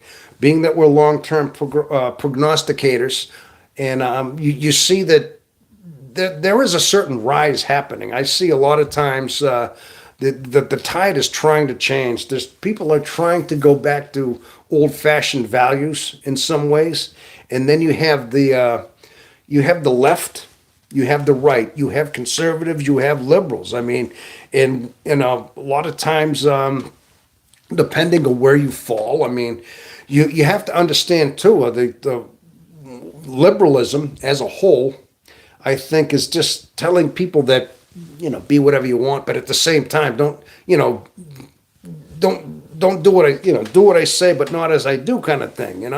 It's kind of like by allowing and unleashing the decadent part of your ego into a society, into a culture, basically. Whatever these twisted, demented things that go on in your body and your mind and basically your dark sides, when you unleash these into a society, this is what kills it, because you're unleashing decadence into a culture. And this is what killed the Roman Empire. This is what destroyed all civilizations. And eventually we're going to start seeing things in ruins if we don't return back to understanding our moral code, our moral values that we hold within us. And when we lose that, like you said, lose your spirituality and things like that, that's when we crumble as a society. Yeah, bottom line. Okay. I hope I answered that quite a bit. Oh my gosh, I've been here for 3 hours. I just feel like, yeah. But, yeah, but that's basically my take on that. I'm glad you brought that up. Who said that? Who actually said, yeah. Oh, that was El Vagabond. Okay. I hope you liked my answer. You got me into a bit of a speech there. And that's just me talking off the cuff. This is some of the things I believe, yeah. But have you noticed, though, too, I mean, a lot of times, as future prognosticators as we are, we have to tap back into the past. There's a lot of times we have to, as the way our process of mind thinking, you have to look at where you've been to know where you're going. Okay? Basically. And that, I think, was a brilliant demonstration of like how we have to do just that. Okay? Oh, had to get me some water over here. I knew I had that. All right. Thank you. I enjoyed being here with you guys. Okay. Hey, I'm glad you like that. Hey, that's why we're here. Okay. See, that's like I said. I like to read your comments, and I like to kind of let you know what I'm thinking here, where I'm standing here. Okay. All right. So El Vagabond, where are you from? Are you from the United States? I know there's somebody here from Pawtucket, and that was Stray from me. He was actually from my own home state that I'm from, Massachusetts. Yes. Okay. And Darius, I know you said you're from New York. Yeah. There's 5 of us left out here. Yeah, that's awesome. All right. Yeah. But yes, but again, we by no doubt we need these channels. We need these outlets here right now in order to basically bring us some kind of common interest here. All right. So I think a lot of it is just that, and so we need, sometimes we just need people to talk to. As INFJs, we feel like we have nobody to really talk with. I mean, people, because they don't get us. And a lot of times we know we have a lot to say. We have a lot to offer this world. But when we say things, a lot of times we're shunned or ignored for saying it. Born and raised in the U.S. of A. All right, there you go. Yep. Okay, there you go. I mean, as you can see, I got my American flag in the background. So am I. And plus, by this, and depending where you're from, I mean, if you're from halfway around the world and you're hearing this god awful accent that I have here, this northern New England Boston accent, maybe it doesn't sound bad to you people in the United States, but I can only imagine you go outside of England or you start going to these different countries and they say, gosh, what's that accent? Kind of like we do. You hear an Australian accent or English accent, Canadian. It's all English, but the accents and dialects are so diverse. It's so unbelievable. Yeah, I agree. And I've felt outcast as well. Yes, okay, I think we all do. I mean, that's just part of who we are. I mean, a lot of times we feel like that, but we have so much to offer. And as you can see, a lot of times INFJs are usually bottled up. We're pent up. A lot of times we're kind of contained. We don't want to speak our mind because we just know. We know what happens from our history. We're going to get ghosted again. We'll get shunned. People will start, not being there anymore. So we tend to keep ourselves quiet. We just keep ourselves kind of, in the background a little bit. But a lot of times when you have somebody that wants to hear you, wants to, we unleash. And we unleash, things like that come out. That whole thing about what I just talked about, the whole Roman Empire and about the whole psychology behind what's going on and how it relates. This just comes out because these things are in our head. We know this, we process, we think this, and this is just known because we know psychology. But when we're allowed to unleash these ideas and just kind of let them flow out, they flow. They come out. And a lot of times, when we hear that, it's like, wow, that's just, that's mind-blowing stuff that's coming out there. But the thing is, a lot of people can't handle that kind of depth. They can't handle that kind of overload on. So a lot of times, not us. We kind of probably saying, wow, man, that's kind of like the way we think. But a lot of times we can't get that message out because it's really just overpowering. It's overdoing it in some ways. Okay? Yeah. So we always feel like outcasts and things like that. Yes, exactly. Yeah. But yes, but the INFJ experience, gosh, I've been here for over 3 hours now. Yeah, been here quite a while. I've seen a lot of people come in and hang around a little bit and just listen to what's going on here. But if anybody's new to the channel, yeah, please subscribe to the channel if you'd like. Check out some of the content, some of the videos. I think you might find out some of the things that I had to say are pretty good, But again, I think I do a lot better when I'm live. I just let myself unleash. I've been finding that out. I'm discovering a lot about myself. Is that when I just let myself speak off the cuff, speak ad-libbed, and speak to people that are willing to listen, I let myself go a little bit. I mean, just let myself flow out like I'm doing right now. So I'm actually discovering myself a little bit in a lot of ways because I've got a tribe here. It's like I have a lot of times in the last 6 months, I'm finding a tribe, a people that we think alike, and so I'm able to, like I said, unleash, express a little bit more, and I think that's part of why we need these as well. Okay, and why we need these channels. All right, that's all. So yes, very much so. My gosh. All right. So I hope everybody's enjoying themselves. I've been at this pretty much all morning here. I can't believe it. I mean, I did a couple of lives over the weekend. I did one yesterday and the day before. I've done a few because I'm trying new things.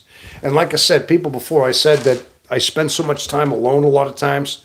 I feel like I don't talk a lot. And I think I told people before, I felt like, I was actually losing my ability just to communicate. I could still talk, I communicate, but a lot of times you need practice. You need practice talking. A lot of times, if you don't have practice in just communication, you don't even train your tongue enough to hold a sentence, to hold it. You might stutter a little bit. You might just fumble words a little bit, not pronounce them.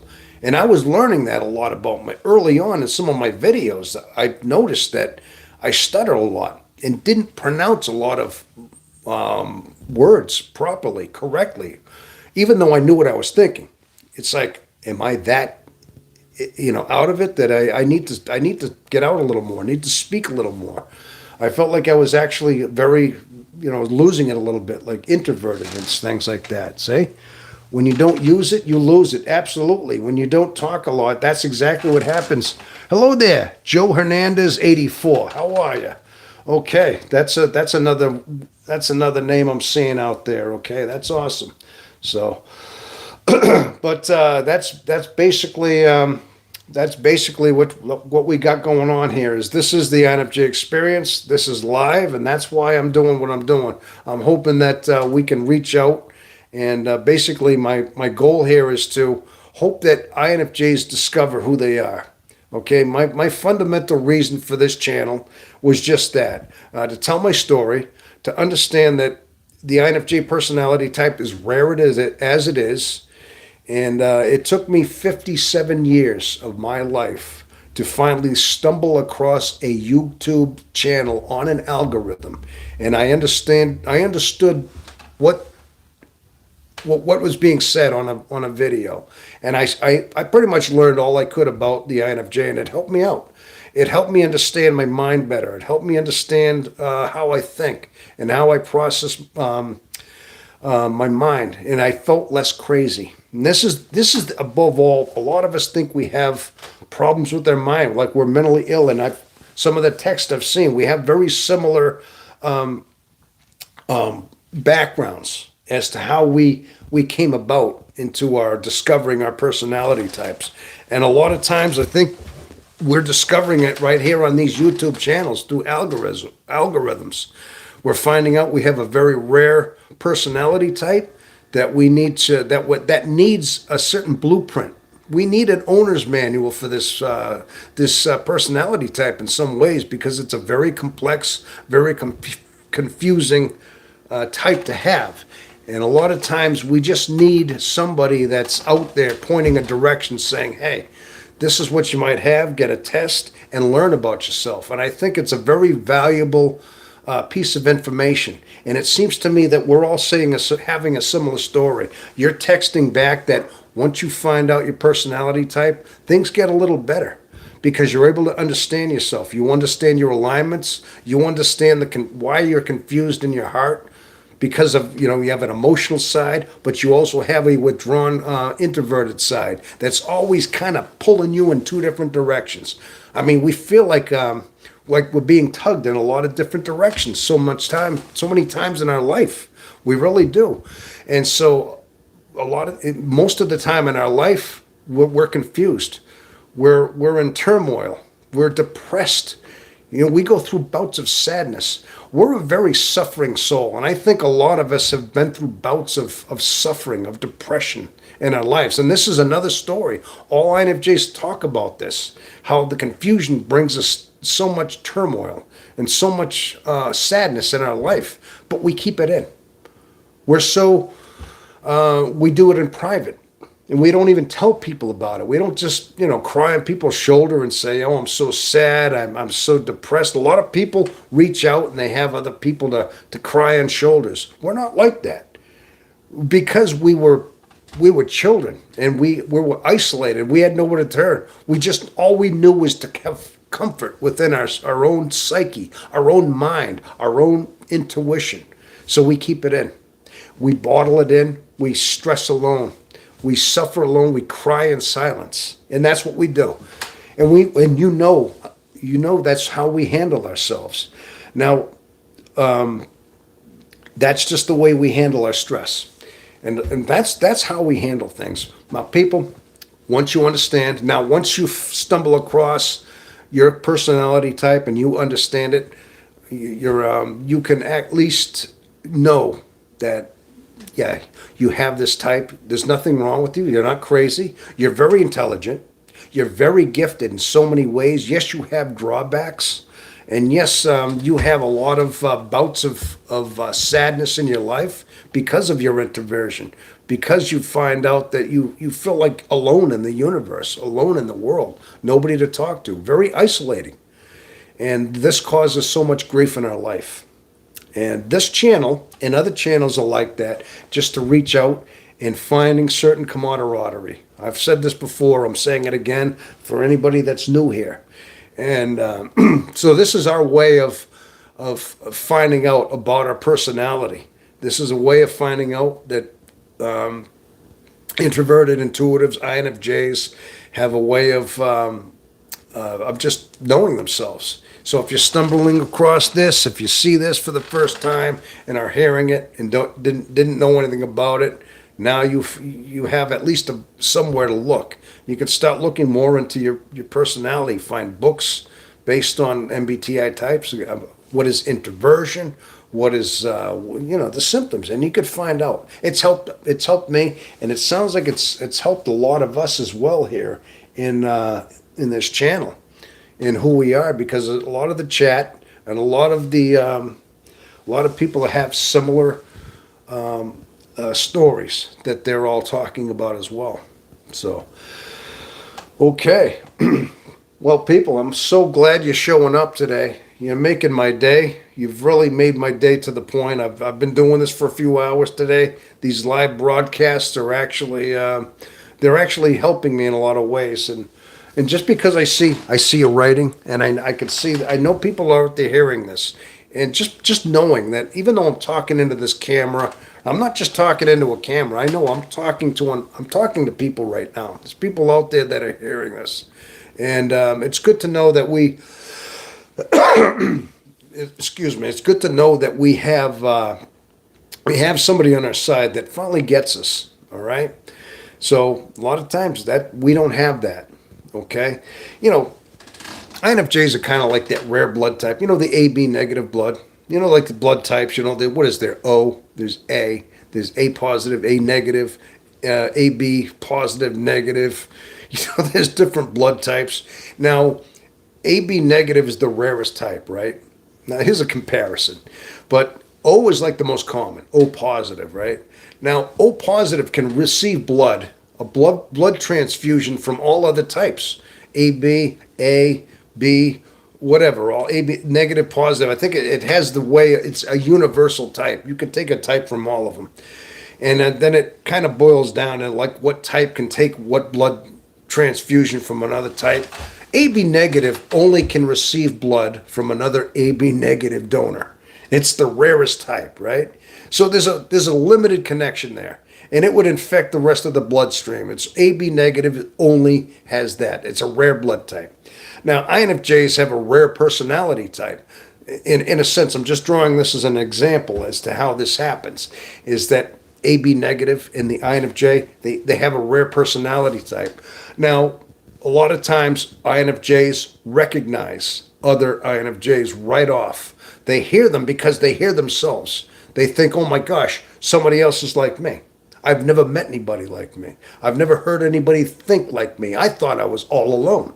I got this weird AB negative blood that only can receive AB negative blood in my transfusion. Well, INFJs recognize themselves. We hear a lot of similarities, and right away it's like you hear that, you perk up and say, what are they talking about? Wow, somebody else thinks like me. What? You mean somebody else is going had a life like that? You mean somebody else goes through what I'm going through? Yeah. Right away you say, oh my gosh, that's and right away. So these YouTube channels have that effect. They did that with me because I started hearing myself in so many of these different channels as well. So I know how this happens. But bottom line is, people, my message is, yes, discover yourself. If you found this and now all of a sudden you have something to go with, you got to learn more about yourself. That's all. It's as simple as that. Listen, it doesn't cure you. It's not like all of a sudden all your headaches and all your problems are cured. It's not that. But at least it gives you a blueprint. It gives you something to work on to understand yourself. And it does help out a lot. And I only say that because it helped me. It helped me out tremendously. And I can see it's helped out a lot of other other people that have been on this channel as well. I've seen some of the comments that made that are very similar. We say very similar things. And some of the comments, it sounds as though it has helped them out as well in so many ways. So, yeah. So we need to have we need to have these channels every so often that we can learn about. Just understand our type and go from there. All right. So I think it's very important. So, okay. Well, people, I've been doing this for a long time. I think I really got to be. I'm going to have to wrap this up soon, people. I've been at this over 3 hours, and it feels like I just got started doing this too. I feel like I could go another few hours, but I got to wrap it up either way.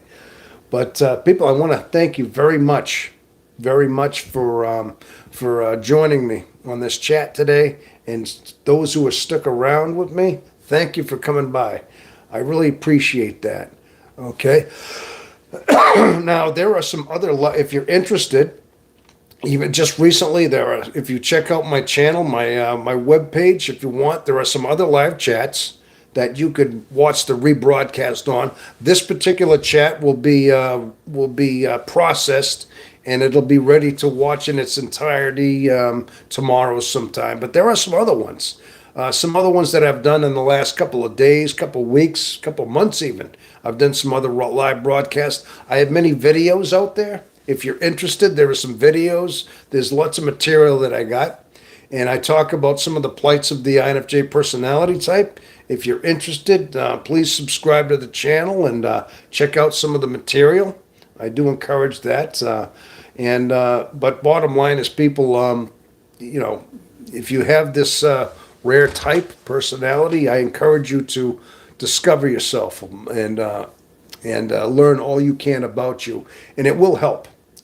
Trust me, it does help, because it helped me and it helps these other ones just by understanding your type and understanding your thought process. It will help, and it will enrich your life just to understand who you are. Okay? So anyway, people, thank you so much for showing up today. I appreciate that so much. Okay? And I've been doing this. I've been doing this for over 3 hours. I've been in this chair talking. All right. Okay. So, well, people, thank you so much. If you're brand new and you've never seen me before, welcome to the channel, and I hope to see you again. All right. That definitely. Well, thank you so much. I appreciate that. Well, people, okay, I'm going to be signing off, and until the next time, people, have yourself a wonderful rest of your day. All right. Thank you again.